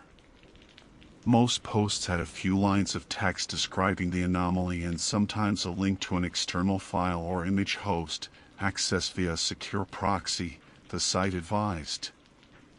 I scrolled through, morbidly curious.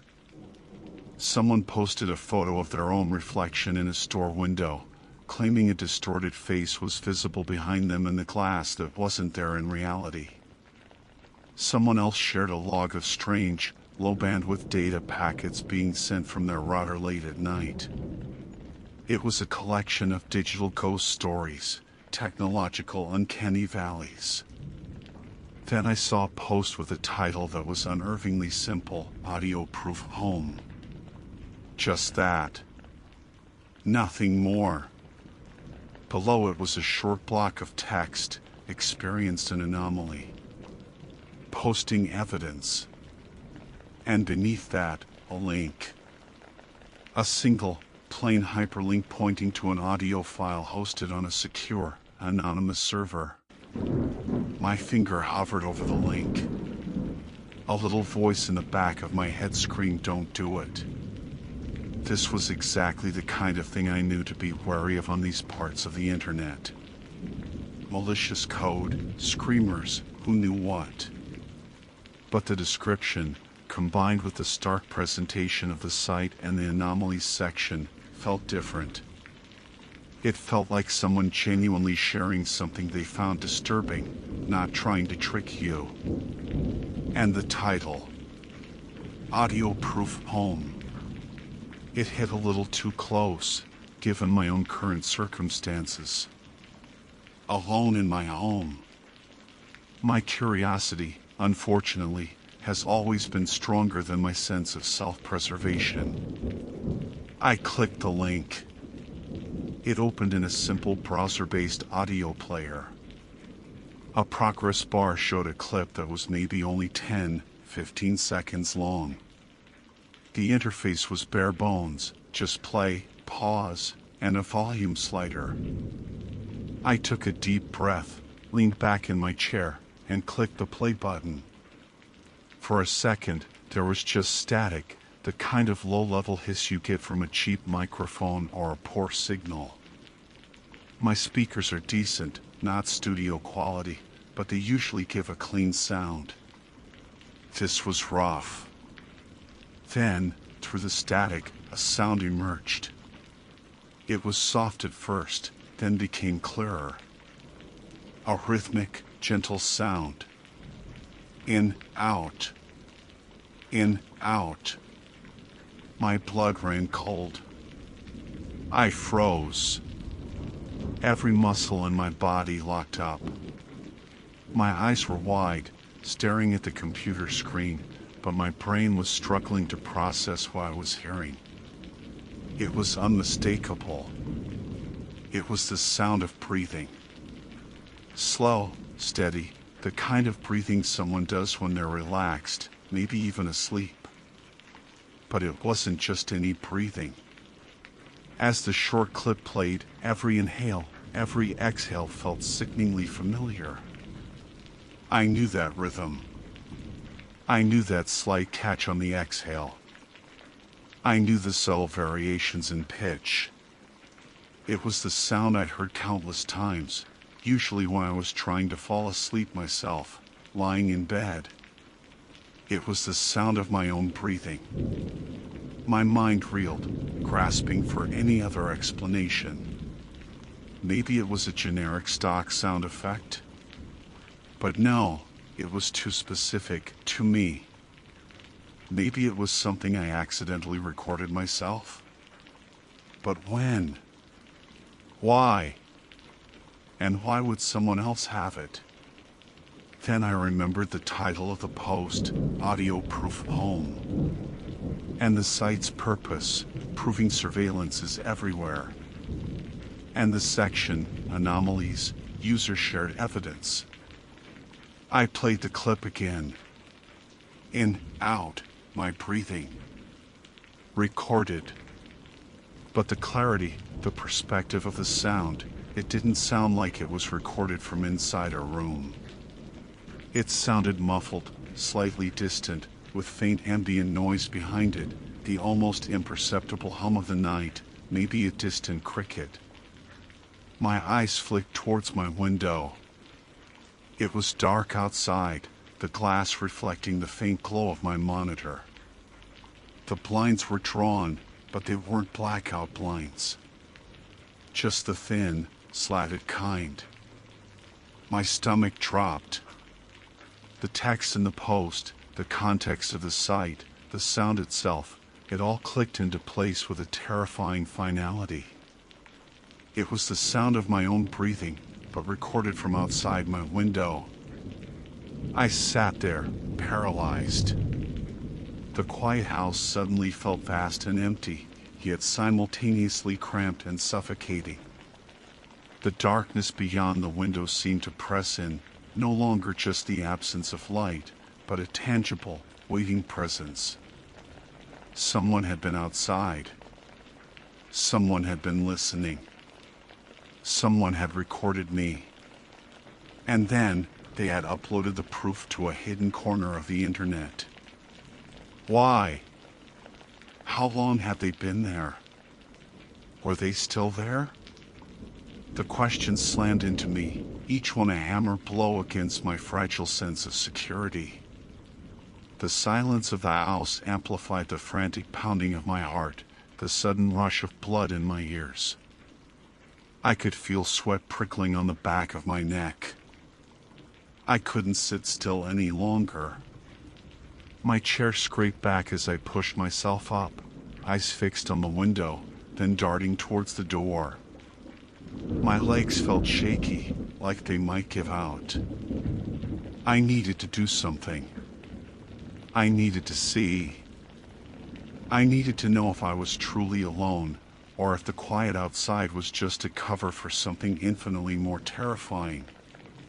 The sound of my own breathing, playing softly on repeat from the browser tab I hadn't closed, was a sickening echo in the suddenly vast, empty space of my house. My heart hammered against my ribs like a trapped bird trying to escape.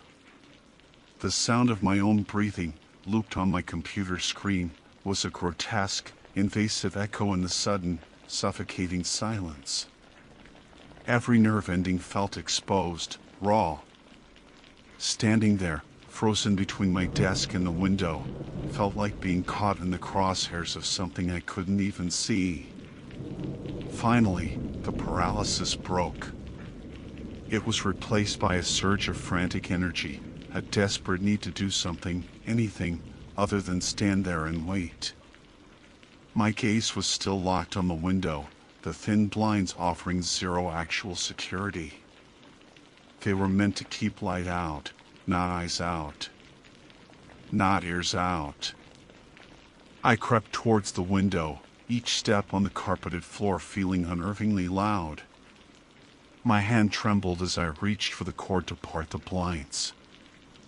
I pulled gently, just a crack, careful not to make too much noise.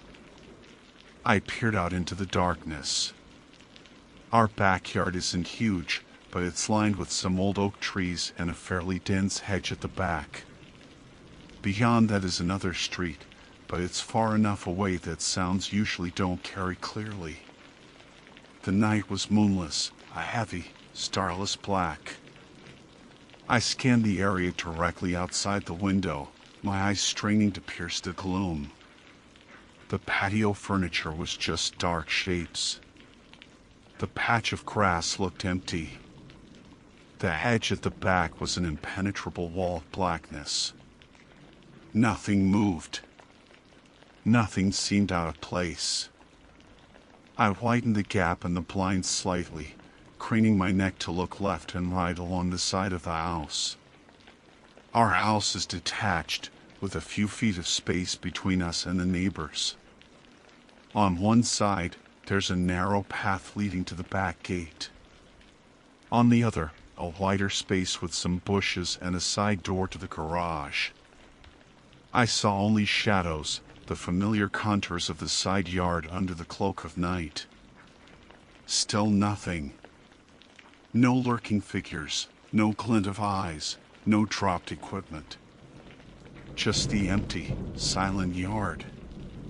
Panic warred with a desperate need to rationalize. Maybe it was a prank. Some incredibly elaborate, deeply disturbing prank by someone who knew my parents were away and knew I was home. But how could they record my breathing from outside without me knowing? And why upload it to that site? It didn't make sense. Unless they wanted me to find it. The thought sent another shiver down my spine. Was finding that post, that audio clip, not a random discovery, but part of the plan? I backed away from the window, letting the blinds fall shut with a soft clatter that made me flinch. I hurried back to my desk, my mind racing. I needed to hear it again. To analyze it. To find something that could explain it away. I sat down, my hands shaking as I navigated back to the browser tab. The little audio player was still there, paused now.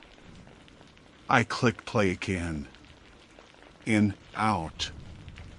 In, out. I closed my eyes, focusing every ounce of my attention on the sound. It was definitely me. The slight wheeze on the inhale, the way my breath catches sometimes. Unmistakably mine. I strained to hear the background noise again. The static was still there, but beneath it, faint, what was it? A very low rustling? Like leaves? Or fabric?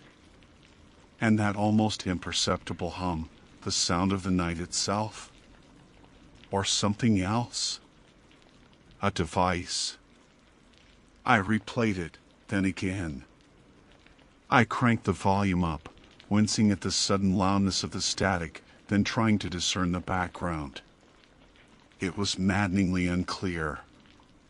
Just enough to know it was outdoors, but not enough to identify anything specific. My gaze drifted down the page. Below the audio link, there was nothing. No comments. The post itself was bare bones, just the title and a single line of text, experienced an anomaly. Posting evidence. I clicked on the username that posted it. It was just a string of random letters and numbers. No profile, no other posts on the site. Completely anonymous. A dead end. Frustration mixed with my fear. I wanted answers. I wanted to know who did this and why. I started clicking around the site again, less out of morbid curiosity now and more out of a desperate need for context. Were there other audio posts? Other anomalies that felt this personal, this invasive? I scrolled through the anomalies section list again, reading titles more carefully. Mike picked up whispers, not alone. Feed showed empty room, then a hand. Own data stream discovered on foreign server. Some were technical, some were deeply unsettling, but none felt quite like mine. Mine was simple, raw, and devastatingly specific to my physical location, my body. I spent maybe 20 minutes clicking through other parts of the site, looking for any clue, any connection. The manifestos were dense and rambling, full of paranoia and theories about omnipresent watchers, but they offered no practical advice or explanation for how something like this could happen, or why someone would target me. The technical sections were beyond me. I felt like I was drowning in information, none of which actually helped explain the cold, hard fact that someone had recorded my breathing from my own backyard. As I was scrolling, a floorboard creaked somewhere upstairs. I froze, hands hovering over the keyboard. It was just the house settling, right?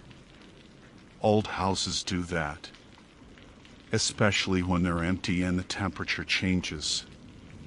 Just settling. But the silence of the house pressed in again, amplifying the sound, making it seem deliberate. It wasn't just a random noise, it sounded like weight shifting. A slow, deliberate step. My eyes darted towards the ceiling, then towards the doorway of my room. I strained my ears, listening over the faint, looping sound of my breathing from the computer. Silence. Utter, complete silence. Except for that infernal loop. I quickly paused it.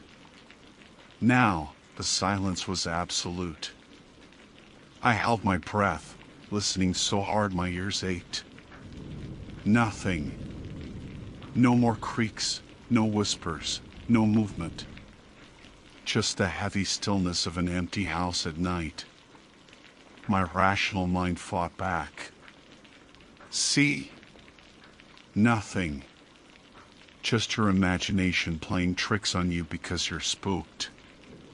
You found something creepy online, and now you're hearing things. It's psychological. But another part of me, a primal, terrified part, whispered, they know you heard it. They know you're alone. I slowly stood up again, moving away from the desk. My room suddenly felt too small, too vulnerable. I needed to check. I needed to be sure. I edged towards my bedroom door, reaching for the handle. My hand was slick with sweat. I turned it slowly, trying to avoid any click. I pulled the door inward a crack and peered out into the hallway. Darkness. The only light came from the faint glow bleeding from my room. The hallway stretched out, empty. The stairs loomed, leading up into deeper blackness. The air felt colder out there. I pushed the door open a little wider and stepped out, moving quietly, listening intently.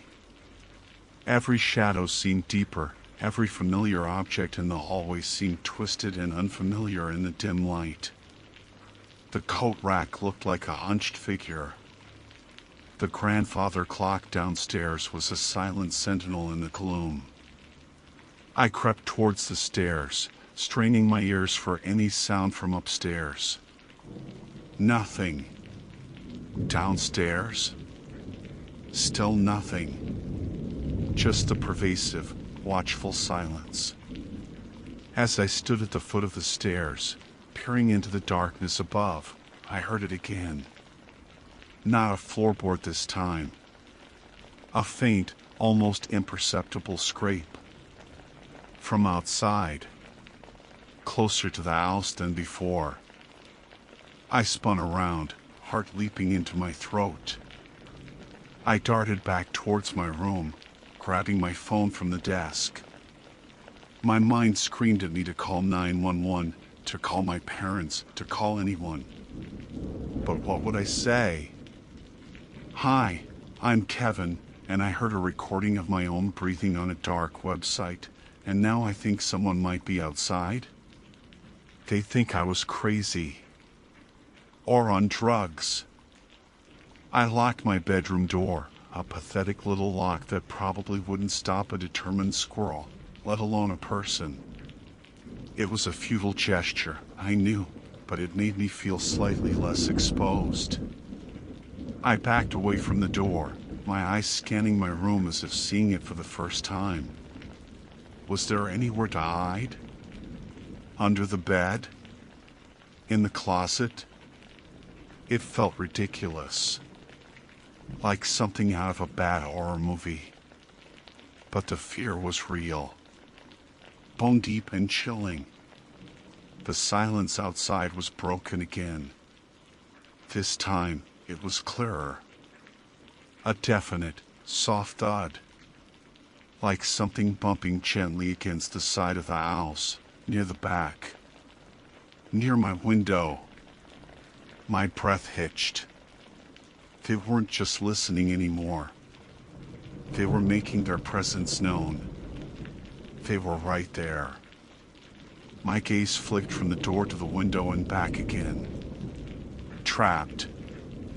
Alone. The quiet house was no longer a sanctuary, but a cage. And something was outside, testing the bars. The terror was absolute now, stripping away all rational thought. I was no longer just a kid researching conspiracy theories online. I was prey. And whatever had recorded my breathing in the dark was now just feet away, waiting. The thud against the side of the house was undeniable this time.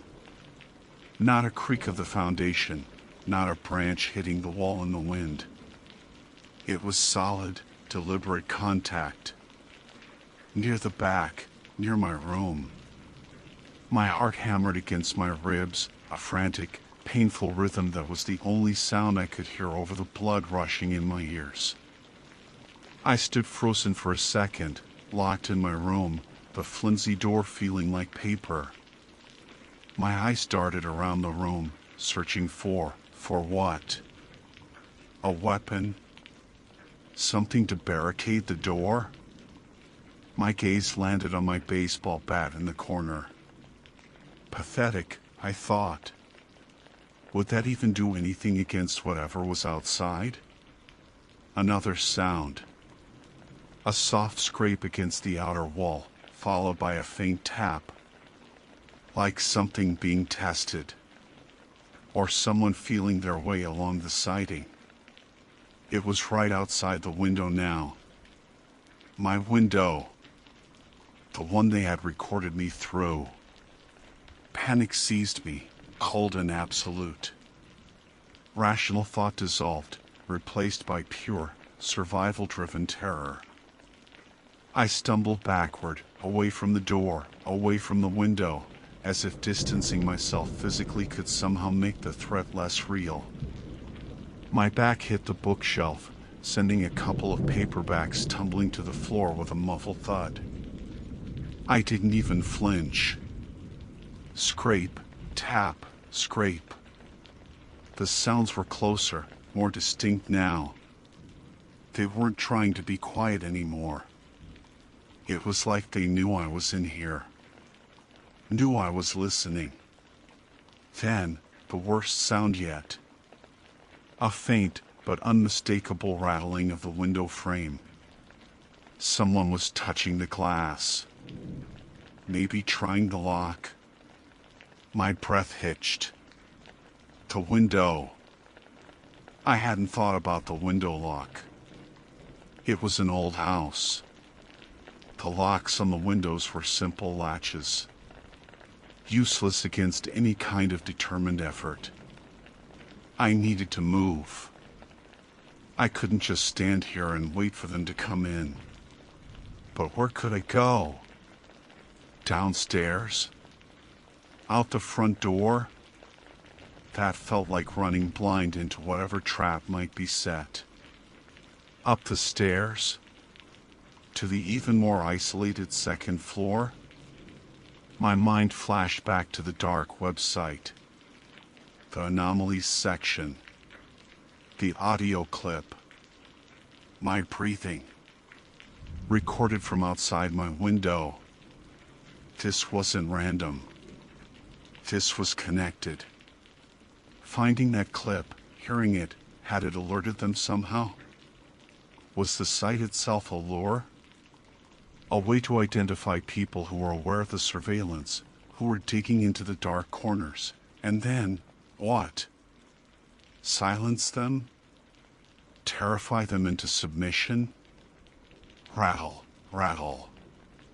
The sound at the window intensified slightly. It wasn't forceful yet, but it was persistent. Like they were exploring the possibilities. Then, a different sound. A low creak from downstairs. My head snapped towards the door. That wasn't the house settling. That was the sound of weight on the old wooden floorboards downstairs. Someone was inside the house. How? The doors were locked. Or were they? Had I checked them all? In my rush earlier, had I missed one? Or had they gotten in while I was frozen after hearing the thud outside? Had there been more than one of them? The sounds outside the window stopped abruptly. Complete silence from that direction. All my senses were now focused on the terrifying reality that something was moving around on the ground floor of my house. I pressed my back against the wall, breathing shallowly, straining my ears. I heard another soft creak, then the faint sound of something brushing against furniture. They were moving through the living room, heading towards the stairs. Towards me. My locked door was pointless.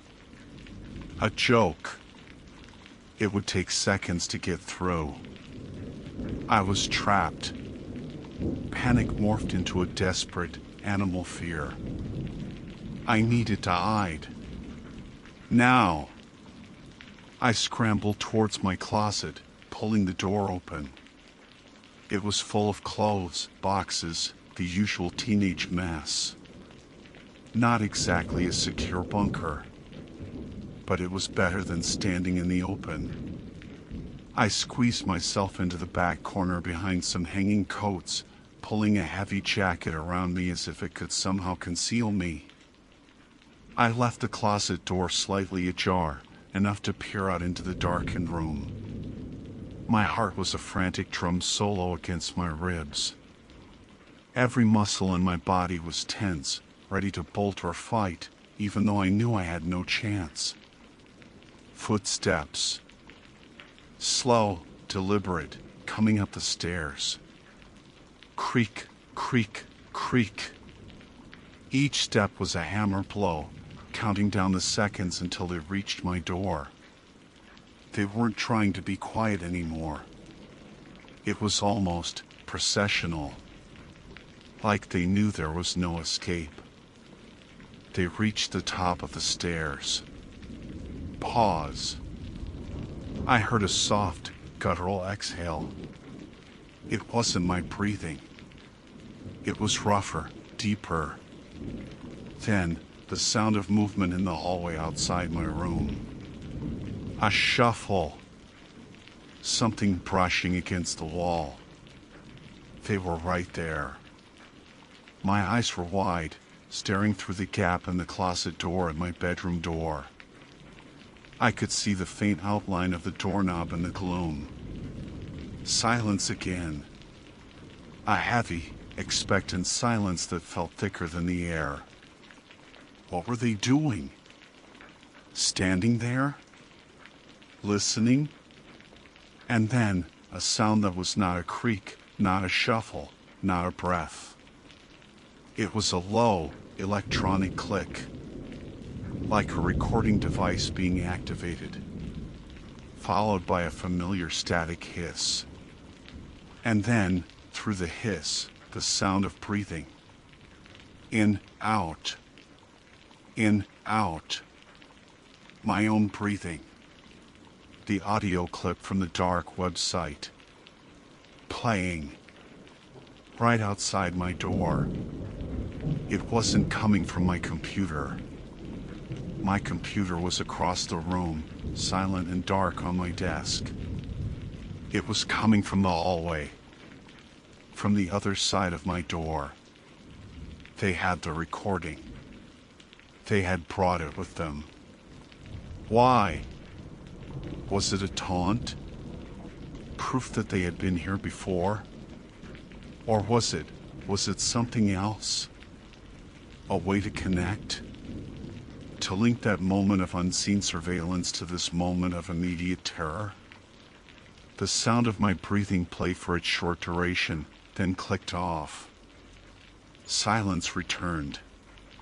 But it was a different kind of silence now. It wasn't just empty quiet. It was a silence filled with the weight of their presence, with the knowledge that they had been here before, unseen, and were here now, making themselves known in the most terrifying way possible. I stayed in the closet, rigid with fear. I didn't hear them open the door. I didn't hear them come into the room. I didn't hear any more footsteps. The house settled back into its unnatural quiet. But I knew they were still there. I could feel it. The air in the room felt heavy, watched. Every shadow seemed to deepen, to shift just at the edge of my vision. I don't know how long I stayed in that closet. Hours, maybe. Time ceased to have meaning. I just huddled there, listening to the silence, waiting for a sound that never came. Eventually, the first hint of gray light appeared at the edges of my blinds. Dawn. The house was still silent. Slowly, stiffly, I crawled out of the closet. My legs ached, my body was sore from being cramped in the small space. My eyes burned from lack of sleep and the strain of staring into the dark. I crept to my door, listening again. Nothing. I unlocked it, slowly. Pulled it open. The hallway was empty. The stairs were empty. Downstairs seemed empty too, as far as I could see from the top of the stairs. I checked the back door. Locked. The front door. Locked. All the windows downstairs seemed secure. I went back to my room. The computer was still on my desk. The browser tab was still open to the dark website, the audio player for my breathing clip visible. It looked exactly as I had left it. There was no physical sign that anyone had been here. No forced entry, no damage, nothing obviously missing or out of place. Except for the indelible mark left on my mind. The memory of that thud, that scrape, that creak downstairs, and the sound of my own recorded breathing playing outside my door in the absolute darkness. My parents came home 2 days later. I acted normal. Tired, maybe, but kids are tired a lot. I didn't tell them anything. How could I? I deleted my browse history. I ran malware scans. I even unplugged my router for a day. I never went back to that dark website. I never looked for the anomalies section again. But the quiet house never felt quiet the same way again. Every shadow holds a potential watcher. Every creak is a footstep. Every gust of wind outside sounds like fumbling at the window. And sometimes, when I'm alone in my room at night, trying to fall asleep in the silence, I listen to my own breathing. In, out. In, out. And I wonder if they're still out there, listening too. If they ever left. Or if they're just waiting for the next anomaly to record. My own breathing, a constant, terrifying reminder that I am seen, I am heard, and I am never truly alone.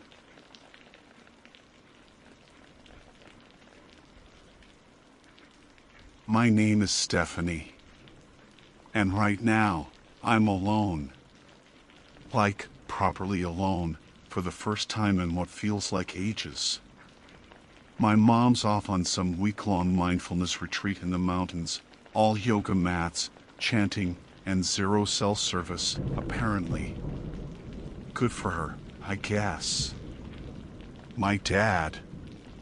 He seized the opportunity for his annual pilgrimage with his buddies, a fishing trip to that remote lake upstate where the only things biting are mosquitoes and maybe, if they're lucky, a geriatric trout. The point is, the house is mine. All mine. For 7 glorious, uninterrupted days. Usually, I love the background hum of family life, the TV murmuring downstairs, the clatter of pans from the kitchen, even my dad's off-key whistling. But there's a certain thrill to absolute silence, to knowing every creak and groan of this old house is just the house. Or at least, that's what I thought until about 10 minutes ago. My plans for this precious alone time weren't exactly wild. Mostly catching up on sleep, binge-watching the dystopian sci-fi series everyone's talking about, and indulging in my slightly more esoteric hobby, digital spelunking in the less traveled corners of the internet. Specifically, hunting for rare books. I'm not talking about first editions easily found on eBay. I mean the really obscure stuff, banned texts, forgotten manuscripts, things deemed too controversial, too strange, or just too politically inconvenient for mainstream libraries or even regular online archives. That's where the dark web comes in. Yeah, I know. Cue the dramatic music and warnings about hitmen and illicit marketplaces. And sure, that stuff exists. You have to wade through a lot of digital sludge, scams, and genuinely disturbing content. But tucked away in password-protected forums and hidden directories are these incredible, albeit shadowy, repositories of knowledge. Library indexes curated by anonymous archivists, dedicated to preserving texts that others want buried. I use Tor, take the usual precautions, or what I think are the usual precautions, and mostly stick to indexes I've vetted through certain communities.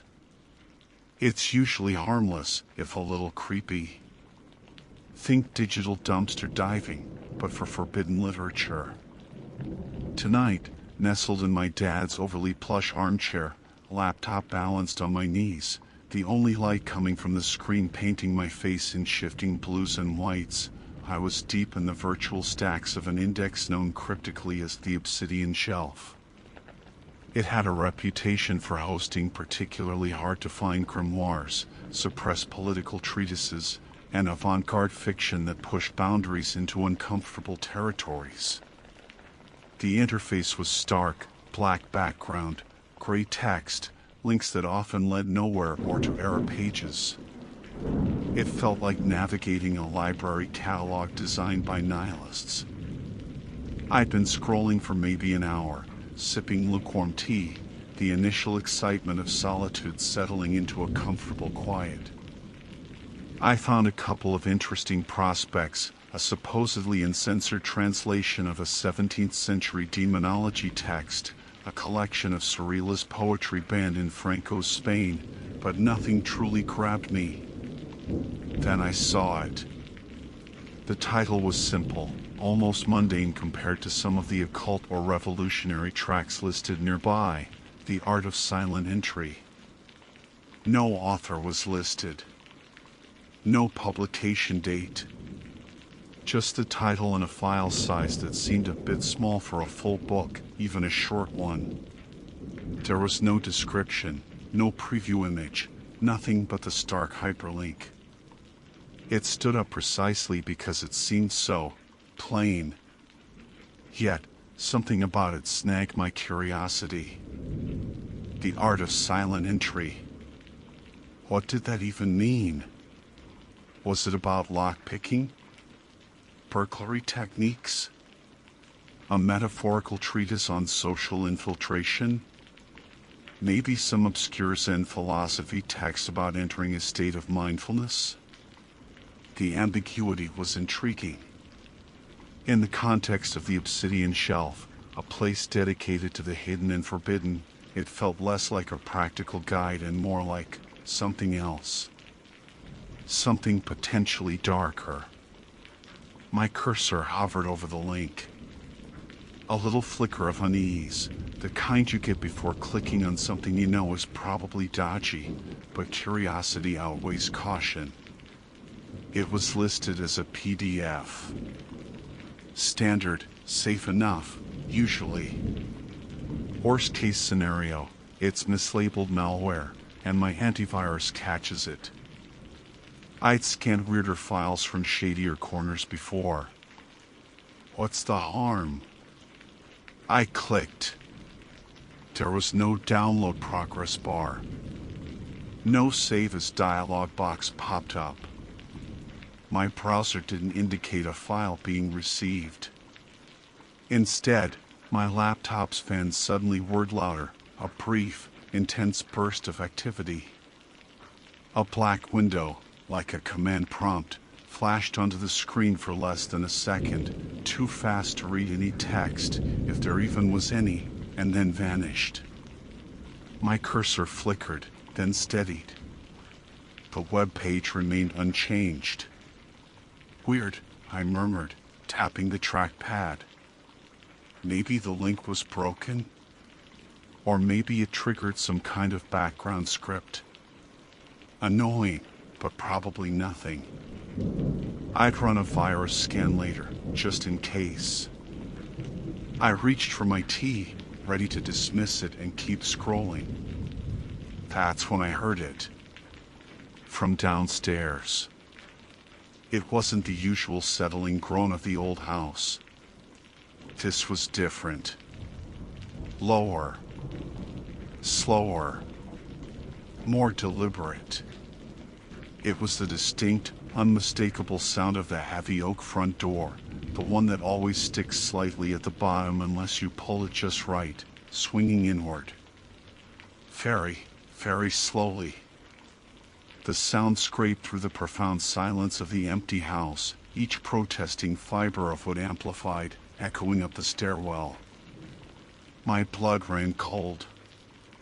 I froze, mug halfway to my lips. Every nerve ending prickled. Wind? No, I'd closed and locked everything downstairs hours ago. The windows were shut tight against the cool night air. The house settling? It never made a sound like that. Not the front door. Never that slow, drawn-out, opening sound. My heart started hammering against my ribs, a frantic drumbeat against the sudden, oppressive silence that followed the creak. The sound hadn't stopped abruptly. It had faded, as if the door had reached the end of its slow arc and now hung open. Downstairs. Where I was supposed to be completely, utterly alone. The timing was impossible. The click. The weird program flash. And then, immediately, the sound of the front door opening. It wasn't a coincidence.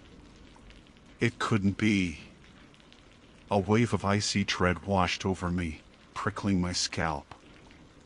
The art of silent entry. Oh God! What had I just clicked on? What had I just invited in? I stayed perfectly still in the armchair, straining my ears, listening into the terrifying silence that now filled the house, a silence that felt heavy, watchful, and no longer empty. Time stretched, thinning out like cheap elastic in the suffocating silence that pressed in from downstairs. How long did I sit there, frozen in Dad's armchair, every muscle locked, ears straining so hard they physically hurt? Seconds? Minutes? It felt like an eternity, suspended in that single moment after the front door groaned open. My own breathing sounded unnervingly loud in the stillness, harsh and ragged. My heart was a frantic bird trapped in my rib cage, slamming against bone. My mind scrambled, desperately trying to claw its way back to rationality, to find any explanation other than the terrifyingly obvious one. The wind? I replayed the sound in my head, that low, agonizingly slow scrape of foot on wood.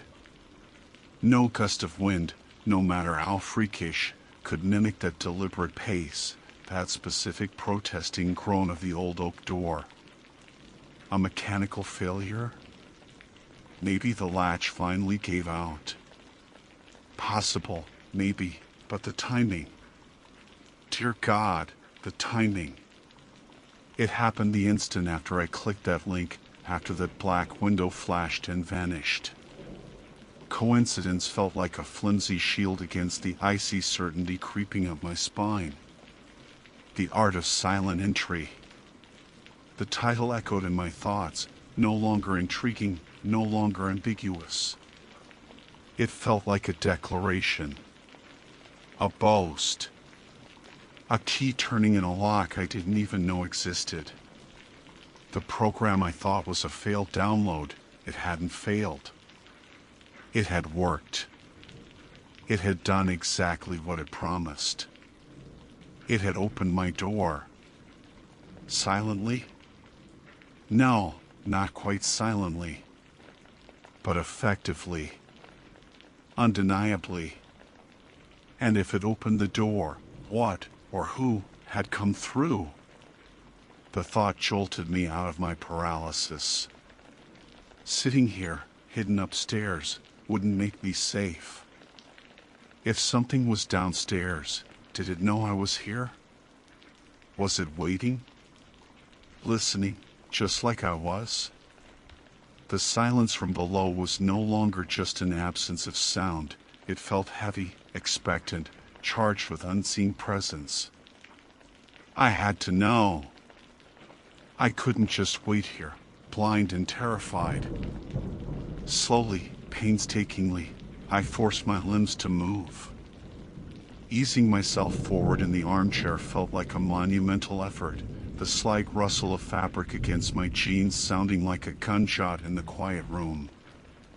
My bare feet met the carpet, the familiar soft texture now feeling alien, unsafe. I needed something. My eyes darted around the dimly lit study. Phone. Yes, phone first. I slipped it from the side table into the pocket of my sweatpants, the cool glass a small, inadequate comfort against my thigh. It felt useless. Who would I even call? Mom and Dad were unreachable. 911? What would I say? I think I downloaded a haunted book and now my door is open. They think I was drunk or hallucinating. My gaze fell on the bookshelf beside the chair. Heavy, academic hardcovers. My fingers brushed against a thick art history tome, Renaissance masters, ironically. Solid. Heavy. Better than nothing. I lifted it carefully, its weight surprising, awkward in my trembling hands. Clutching the book like a shield, I edged out of the study and onto the upstairs landing. The hallway stretched before me, a familiar space now rendered deeply menacing by the shadows pooling at the far end, near the top of the stairs. The only light came from the faint glow spilling from the study behind me and the dim ambient light filtering through the landing window from the street lamp outside, casting long, distorted shadows that seemed to writhe just at the edge of my vision. Every step was agony. I moved with exaggerated slowness, placing each foot deliberately, testing the floorboards before putting my weight down, terrified of making a sound. My own house felt like enemy territory. The air seemed colder here, too, carrying a faint, almost imperceptible draft that hadn't been there before. A draft from downstairs. From the open door. I reached the railing at the top of the stairs. My knuckles were white where I gripped the smooth, cool wood. I leaned forward, peering down into the inky blackness of the foyer below. It was too dark to see much detail, just amorphous shapes where furniture should be. The grandfather clock stood silent in the corner, its usual comforting tick absent. Dad had forgotten to wind it before he left. Now, its silence felt ominous. But I could see it. Or rather, I could see its absence. At the bottom edge of the impenetrable darkness where the front door should have been, there was a faint, vertical line of slightly lighter black. A sliver of the deep night sky visible through the gap. The almost black reflection of the porch light, which I always left on, hitting the interior floor at an unnatural angle. Whatever it was, it confirmed it. The door wasn't just unlocked. It wasn't just ajar. It was open, wide enough to see that sliver of difference. My breath hitched. Okay, door open. Confirmed. Now what?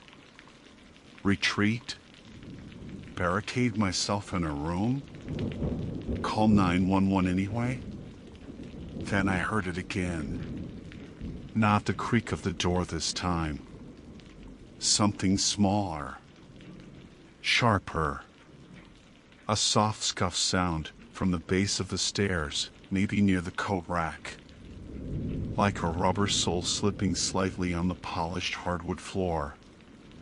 It was faint, so faint I might have imagined it, might have mistaken it for the house settling or a branch scraping a window outside. But it sounded distinctly inside. And it sounded like a footstep. My gaze snapped back to my laptop, still sitting innocently on the armchair in the study, its screen glowing faintly. The obsidian shelf index page was still displayed. For a terrifying second, I thought I saw the hyperlink for The Art of Silent Entry subtly pulse, its gray text momentarily deepening to black before returning to normal. Was I hallucinating? Stress? Or was the connection still active? Was it watching me through my own computer?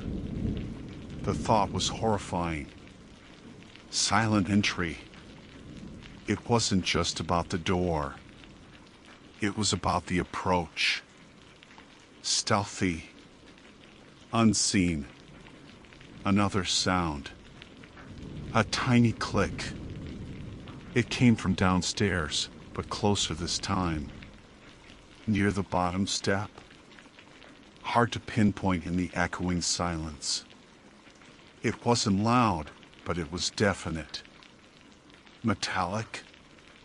Plastic.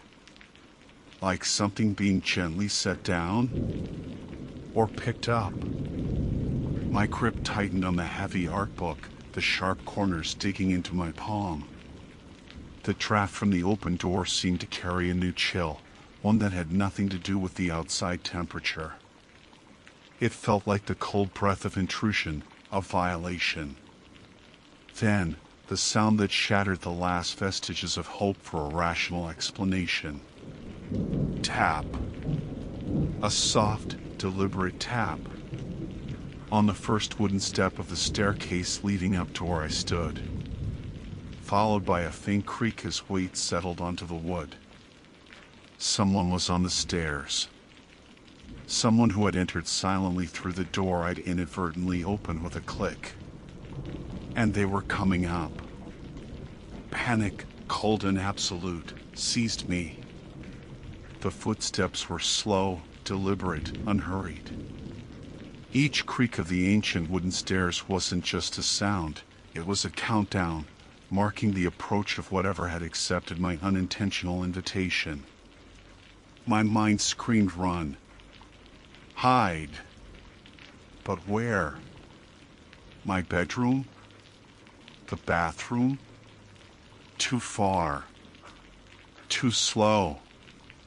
It was already halfway up. I scrambled backward from the railing, pressing myself flat against the cool plaster of the landing wall, trying to melt into the shadows. The heavy art history book felt simultaneously useless and like the only solid thing in a dissolving reality. I raised it instinctively, clutching its spine with white-knuckled intensity, aiming it vaguely towards the top of the stairs. My breath came in short, sharp gasps. I tried to scream, to yell, to make any sound that might scare it away, but my throat closed up, paralyzed by terror. Only a pathetic, strangled gasp escaped. Closer. The creaks were louder now, directly below the lip of the landing. Creak. Pause. Creak. Pause. Each step measured, patient. It wasn't rushing. It didn't need to. It knew I was trapped. Then, a shape began to resolve itself out of the oppressive darkness of the stairwell. It wasn't fast. It flowed upwards like smoke coalescing. Tall, unnaturally thin, darker than the surrounding shadows. I couldn't make out features. No face, no clothes, just a silhouette, a vaguely humanoid outline composed of pure absence, standing against the faint light filtering up from the downstairs hall light I hadn't turned off. It felt wrong. Utterly, fundamentally wrong. A void carved into the familiar shape of my home. Did it have eyes? I couldn't see any, but I felt a gaze, cold and ancient, fix on me. It reached the top step and paused. The air around it dropped several degrees, a palpable chill radiating outwards, prickling my skin through my clothes. It didn't move, didn't breathe, just stood there, a pillar of silent negation at the edge of my perception. Time stopped. Then, primal instinct, pure reflex, took over. With a choked sob that was half scream, half whimper, I hurled the heavy Renaissance masters with all my might. It flew through the air, end over end, aimed squarely at the center of that dark shape. The moment the book left my hands, two things happened almost simultaneously. The phone in my pocket buzzed violently, not like a call or text, but a continuous, angry vibration, its screen flaring to life with a cascade of pure digital static, illuminating my trembling legs in harsh, flickering white light. And from the study down the hall, my laptop, still open on the armchair, let out a piercing, high-frequency electronic shriek. It wasn't a speaker sound. It felt like the machine itself was screaming, a noise that scraped directly against my nerves. The screen flared blindingly white for a heartbeat, then instantly went black. The shriek cut off as abruptly as it began. The heavy book connected with the shape. There wasn't a satisfying thud of impact against flesh or bone, more like a dull whump, as if hitting densely packed air or thick fabric. The shape seemed to ripple, stutter.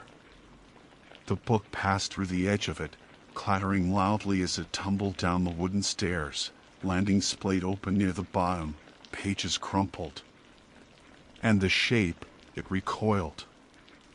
Not like a person dodging, but like smoke disturbed by a sudden draft. It seemed to shrink back from the flashing light of my phone, from the echo of the laptop's electronic scream. It didn't turn and flee down the stairs. It simply faded.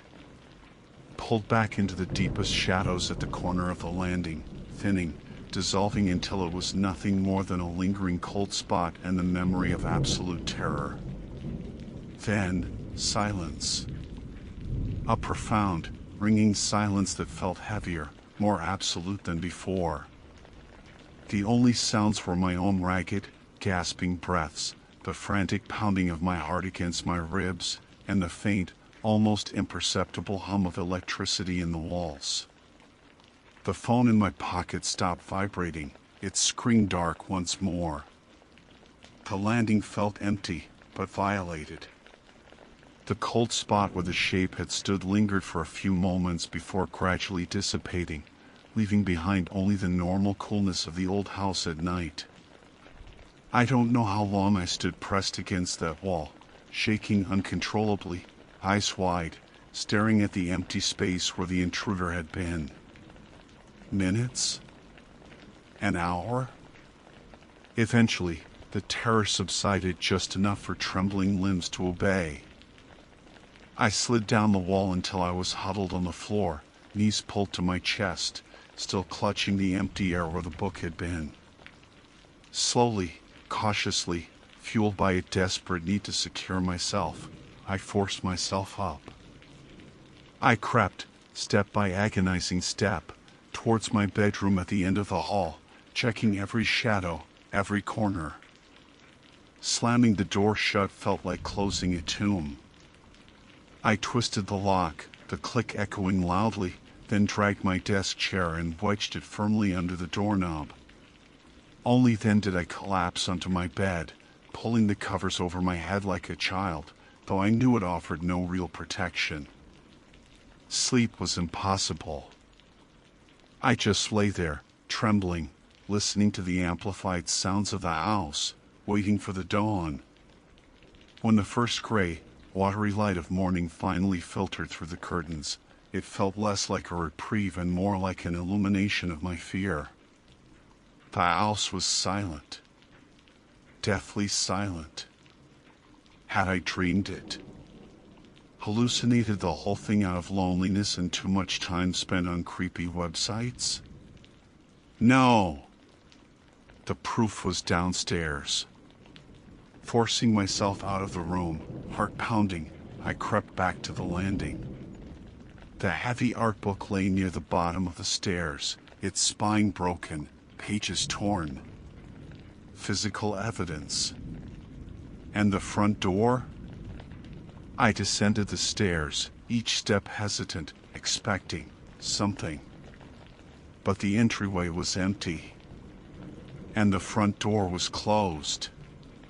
Not just closed, but locked. Bolted even. The deadbolt, which I distinctly remembered not engaging earlier, was firmly slid into place. How? Had it closed and locked the door on its way out? Or had it never truly been physical, the door merely a symptom, closed by the same force that made the entity recoil? Back in the study, the laptop screen was black. Dead. I pressed the power button. Nothing. Power cord was plugged in. It took several attempts before it finally sputtered to life, booting up slowly, reluctantly. When the desktop finally appeared, everything looked normal. Except my browser history was wiped clean. Completely empty for the past 12 hours. No record of the obsidian shelf, no trace of the link, no evidence of the download attempt. It was as if my late-night browse session had never happened. But it had. I checked my antivirus software logs later, digging deep into the quarantine and event history. There it was. A record of an attempted outbound connection to a bizarre, non-standard IP address, flagged as malicious. The connection attempt was blocked. The timestamp? Seconds after I heard the front door creak open downstairs. The program hadn't just opened the door, it had tried to phone home to report its success, perhaps. And maybe, just maybe, the laptop dying, the phone flashing, the book hitting it, maybe interrupting the connection had been enough to make it retreat. The rest of the week passed in a blur of anxiety. The glorious alone time I'd craved had become a prison of fear. Every creak of the house, every shadow, every flicker of my computer screen sent jolts of adrenaline through me. I slept with the lights on. When my parents came back, full of stories of mindfulness and mediocre fishing, I couldn't bring myself to tell them. How could I explain? They think I was crazy, or worse, dismiss it entirely. I never went back to the Obsidian Shelf or any other dark web index. I wiped my hard drive clean, reinstalled everything. But the fear lingers. The knowledge that clicking a link, downloading a file, could invite something tangible and terrifying into your home. It changes you. The art of silent entry. I never saw the book, never knew its contents. But I learned its lesson. Some doors are meant to stay closed. Some knowledge is meant to stay buried. And sometimes, the deepest shadows aren't in the corners of your room, but hiding behind the familiar glow of your screen, waiting for you to click, to download, to let them in. And even now, alone in my room, I can't shake the feeling that somewhere, in the unseen depths of the web, it's still watching, waiting.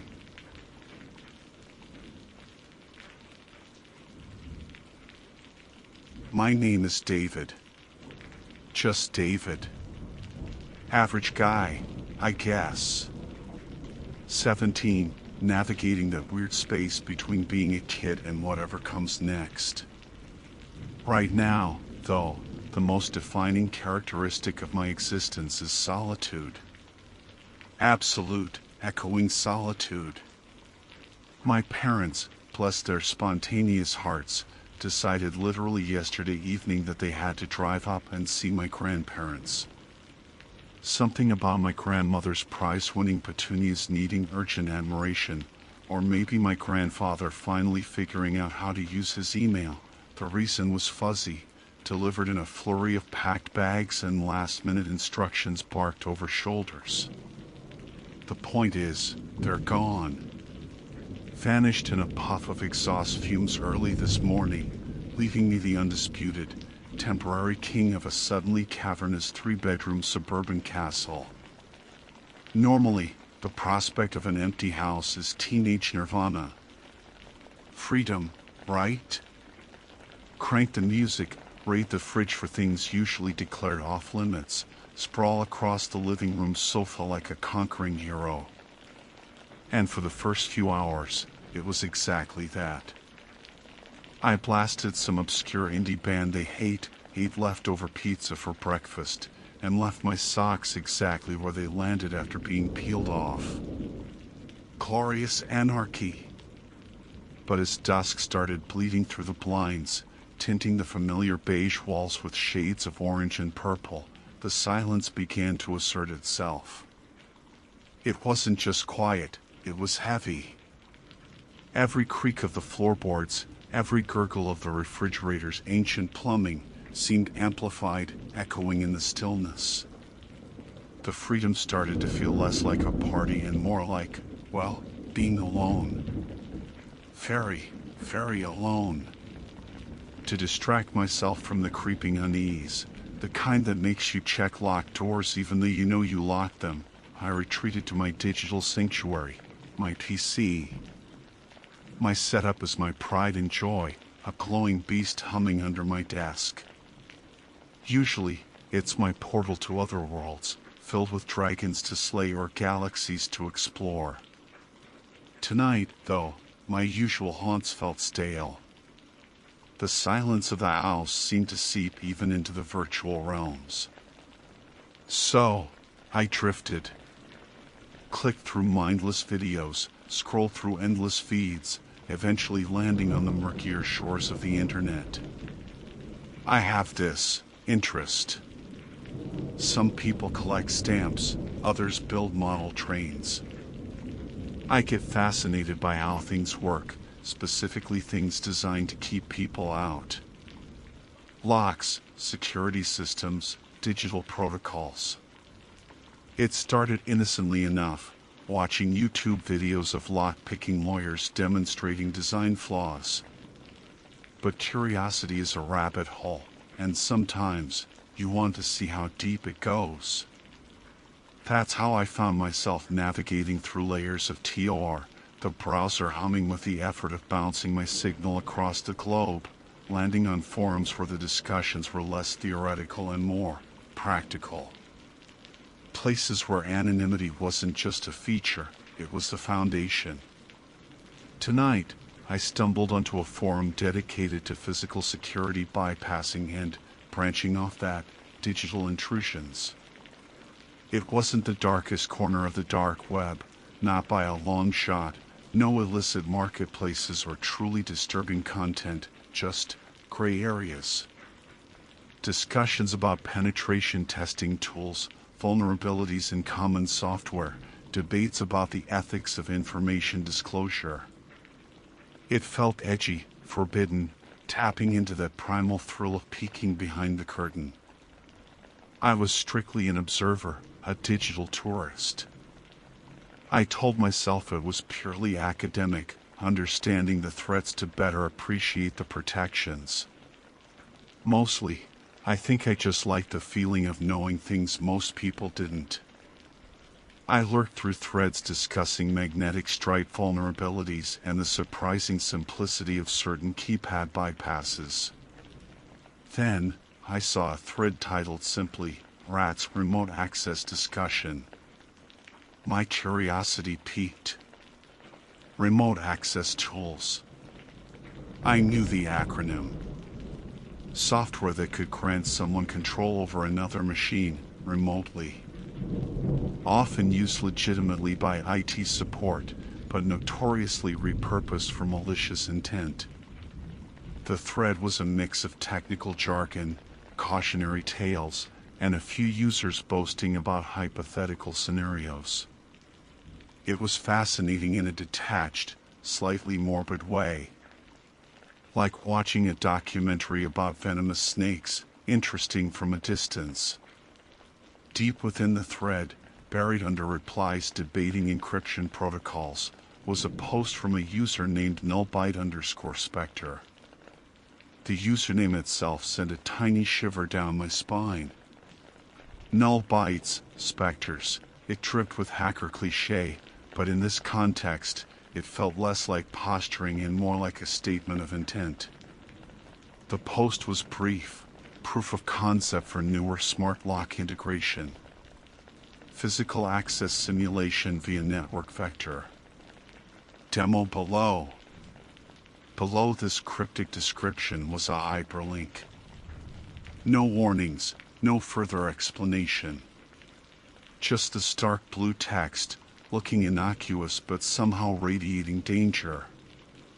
My heart did a weird little stutter. Smart lock integration? Physical access simulation? My front door had a smart lock. One of those fancy ones my dad installed last year, controllable via an app, supposedly state-of-the-art. He loved showing it off. I stared at the link. Every instinct screamed danger, Will Robinson. This is how people get viruses, how identities get stolen, how machines get zombified into botnets. This is the dark web equivalent of taking candy from a stranger in a windowless van. But another part of me, the curious part, the part that drove me here in the first place, whispered insidious questions. What if it's just a video? A simulation? A technical write-up? He called it a demo. It wouldn't actually do anything, right? Just show how something could be done. It was probably just an animation, or maybe a link to a research paper. Nullbyte_spectre was probably just some script kiddie showing off. My cursor hovered over the link, trembling slightly. The silence of the owls pressed in. Just one click. What harm could it really do? It's just a link. Curiosity, that treacherous itch, won out over caution. I took a shallow breath and clicked. For a split second, nothing happened. My browser didn't freeze. No alarming pop-ups appeared. A flicker of relief washed over me. See? Just a broken link, probably. Or maybe it was loading something benign in the background. I leaned back in my chair, a nervous chuckle escaping my lips. How stupidly paranoid I was being. Click. The sound was soft but distinct. Metallic. Precise. It wasn't the click of my mouse, nor the settling groans of the old house. It came from downstairs. From the direction of the front door. It was the unmistakable sound of the deadbolt retracting. The sound of my smart lock unlocking itself. My blood turned to ice water. Every hair on my body stood on end. I froze, hunched over my keyboard, ears straining against the sudden, terrifying silence that followed. Did I imagine it? Was it the heating system? A trick of the quiet house playing on my frayed nerves? But I knew, with chilling certainty, I hadn't imagined it. It was the lock. My front door. The one connected to the network. The one I suddenly realized might be terrifyingly vulnerable. And it had opened immediately after I clicked that link. The link labeled physical access simulation. My breath hitched in my throat. The house was no longer just empty. It felt open, vulnerable. And I was the one who had just turned the key from the inside, without even touching the door. I sat there, rigid, listening, waiting. What had I just invited in? Silence. Absolute, deafening silence stretched for what felt like an eternity after the click echoed from downstairs. I remained frozen, every muscle tensed, my ears straining so hard they physically hurt. My own breathing sounded like a hurricane in the stillness, my heartbeat a frantic drum against my ribs. The initial shock, that cold wave of disbelief, slowly receded, replaced by a rising tide of pure, unadulterated panic. It wasn't a glitch. It wasn't the house settling. It was the lock. My front door. And it had opened because I clicked that damned link. The connection was undeniable, chillingly direct. A line had been crossed, a digital action reaching out and physically manipulating my environment. My safe space, my empty castle, had just been breached. My first rational thought, or perhaps the first desperate grasp for denial, was my phone. The smart lock app.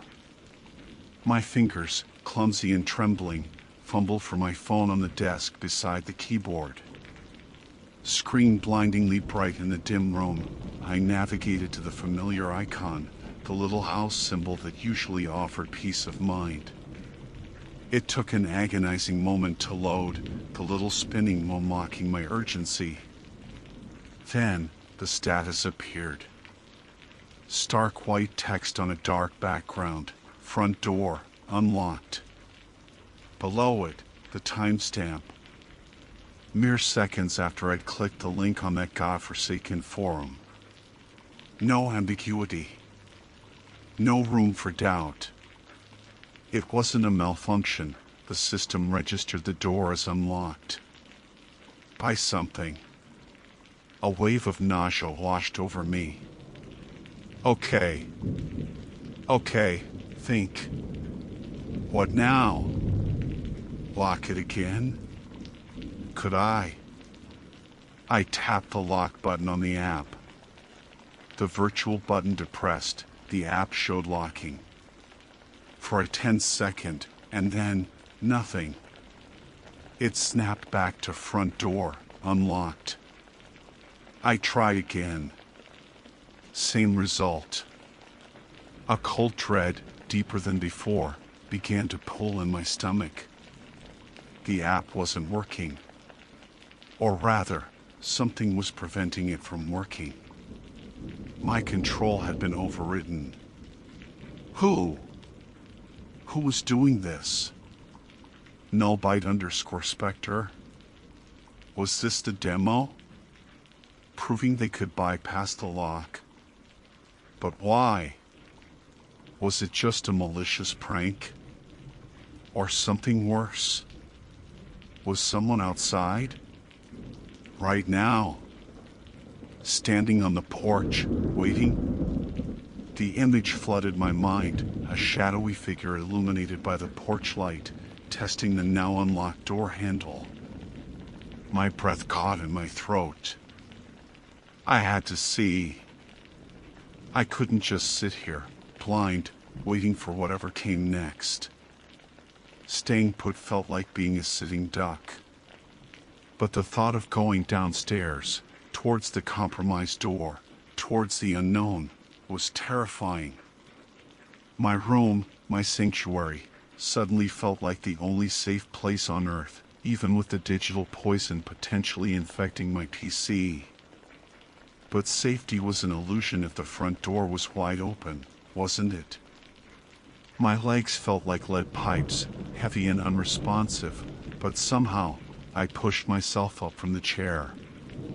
The floorboards groaned under my weight, each sound a potential alert to whoever, or whatever, might be listening. My eyes darted around my room, searching for something. Protection? A weapon? My gaze landed on a heavy aluminum baseball bat leaning in the corner, a relic from a short-lived attempt at joining the school team. It felt ridiculous, like something out of a bad horror movie, but clutching its cool, smooth surface in my sweaty palm offered a sliver of comfort. Leaving my room felt like stepping off a cliff. The hallway stretched before me, darker than usual, the familiar shapes of furniture distorted into menacing silhouettes. The top of the staircase yawned like a dark maw leading down into the unknown. I crept forward, bat held awkwardly at my side, placing each foot with excruciating care, testing each step before committing my weight. The silence downstairs was still absolute. No footsteps, no whispers, no sounds of entry.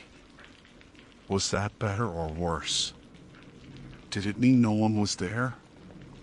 Or did it mean they were inside, waiting silently? Every shadow seemed to dance in my peripheral vision. The grandfather clock in the landing corner, usually a comforting presence with its steady tick-tock, stood silent. Its batteries had died weeks ago, a fact I now found profoundly unsettling, looking tall and spectral.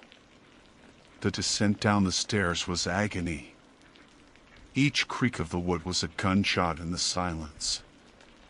My heart hammered against my ribs, a frantic counterpoint to the stillness. I kept glancing back up towards my room, the pull of retreat almost overwhelming. Finally, I reached the bottom. The entryway lay before me, bathed in the dim glow of the streetlights filtering through the sidelight windows next to the door. And there it was. The front door. It wasn't wide open, thankfully. It was closed. But as I cautiously approached, my stomach twisting into knots, I could see it. The deadbolt. It was fully retracted. Visibly, undeniably unlocked. The metal cylinder sat flush within the door, no longer protruding into the frame. The app hadn't lied. The sound hadn't been my imagination. It was real. My hand, slick with sweat, reached for the thumb turn on the inside. With trembling fingers, I tried to manually engage the deadbolt. It turned stiffly, grinding slightly, but then, clunk. It locked. A small measure of relief washed over me, so potent it almost made my knees buckle. Locked. It was locked again. I leaned my forehead against the cool wood of the door, taking deep, shaky breaths. Maybe that was it. Maybe it was just a demonstration, a terrifying, invasive proof of concept, and now it was over. I pushed myself away from the door, scanning the entryway. Nothing seemed out of place. No muddy footprints, no disturbed furniture. Just the lingering sense of violation, the knowledge that the boundary between my physical home and the chaotic void of the internet had been utterly shattered. I needed to get back upstairs. Check my computer. See what else that click might have unleashed. As I turned back towards the stairs, bats still gripped tightly. A flicker of movement on the periphery caught my eye. Not inside the house, but outside. Through the narrow sidelight window beside the door, under the amber glow of the streetlight, was that a shadow detaching itself from the deeper darkness near the oak tree on the lawn? I froze, straining my eyes. It was hard to tell. A trick of the light? A branch swaying? Or someone standing perfectly still, just outside the reach of the light, watching the house, watching me. Before I could process, before I could decide if I'd really seen anything, a sound erupted from upstairs. Not a click this time. It was my computer's speakers, crackling to life with a burst of static, followed by a low, synthesized voice. It wasn't loud, but in the profound silence of the house, it echoed down the stairs, clear and horrifyingly distinct. It spoke only 2 words, the voice robotic yet filled with an unnerving, artificial amusement. "Hello, David." The synthesized voice, devoid of human inflection yet laced with a chilling awareness, shattered the last vestiges of my denial. This wasn't random. This wasn't a system test. This was targeted. Personal. The baseball bat suddenly felt like a child's toy, utterly inadequate against an enemy who could speak through my own machine from potentially anywhere in the world. My name, spoken by that disembodied voice in the sanctuary of my home, felt like a violation far deeper than the unlocked door. He knew my name. Panic, cold and sharp, propelled me backward, stumbling away from the entryway, away from the door I just locked, away from the potential watcher lurking in the shadows outside. My gaze shot towards the staircase. Upstairs. The voice came from upstairs. From my computer. I had to get back there. I don't know what I thought I could do, wrestle the machine into submission, plead with the digital phantom. But staying downstairs, caught between a potentially unlocked door, how confident was I in that manual lock now, and a disembodied voice felt infinitely worse. I scrambled up the stairs, abandoning the cautious creep of my descent. Each step was a frantic thud, the bat banging clumsily against the railing. The fear wasn't just of the unknown anymore, it was the fear of the known. Known vulnerability, known intrusion, known name. I burst back into my room, heart hammering, breath coming in ragged gasps. My monitors glowed ominously. The dark web forum was gone, replaced by a simple, stark black screen. In the center, white text was appearing, typed out letter by letter, as if by an invisible hand. "Did you really think it was just a video, David?" The synthesized voice read the words aloud simultaneously, the sound grating against my already raw nerves. Curiosity. Such a dangerous thing. My hands flew to the keyboard, fingers slipping on the keys. "Who are you? What do you want?" I typed, the words appearing below the intruder's message. The response was immediate, typed out with unnerving speed. Who I am is irrelevant. Think of me as a lesson, a practical demonstration. You were exploring tools for bypassing security. Consider this your first field test. You failed. The voice spoke the words with that same flat, robotic cadence, yet somehow I felt mocked, humiliated, exposed. Leave me alone. I typed, slamming the enter key. But the lesson isn't over. Suddenly, my webcam indicator light flickered on. A small window popped up on the screen, showing my own face, pale, wide-eyed, bathed in the monitor's glow, the useless baseball bat still clutched in my hand. I looked terrified. I was terrified. He could see me. Right now. Sitting here. Get out. Get out of my system. I yelled at the screen, the sound hoarse in the quiet room. The webcam feed snapped off. The text cursor blinked expectantly on the black screen. Control is an illusion, David. Especially digital control. Your smart lock. Child's play. Firmware vulnerabilities are everywhere if you know where to look. Your network? More holes than Swiss cheese. Your computer? My playground. As if to prove the point, files started opening randomly on my desktop. Vacation photos with my parents, old school assignments, embarrassing teenage poetry I thought I'd deleted years ago. Each window opening felt like another layer of privacy being stripped away, another corner of my life exposed to this unseen tormentor. Then, the lights in my room flickered violently, plunging me into momentary darkness before snapping back on, brighter than before. The smart speaker downstairs crackled again, emitting a short burst of distorted music before falling silent. He wasn't just in my PC, he was weaving himself into the fabric of my house's network.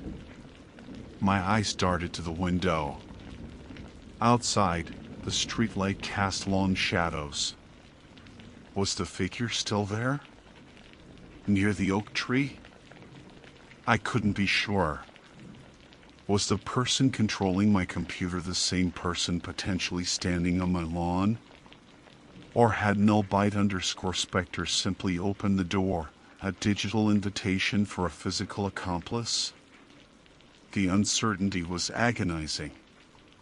What do you want? I typed again, desperation seeping into the message. Money? Information?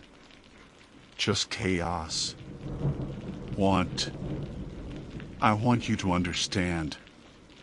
Understand the fragility of your perceived security. Understand that locks, digital or physical, are merely suggestions. Understand that clicking on unknown links in dark corners of the web has consequences. A new sound. A soft tap tap tap against glass. It wasn't coming from my computer. It sounded like the window. My bedroom window. My blood ran cold. I slowly turned my head, dread coiling in my gut. Was it just a branch tapping in the breeze? Or was it something else? The curtains were drawn, thin fabric barriers against the night. I couldn't see out.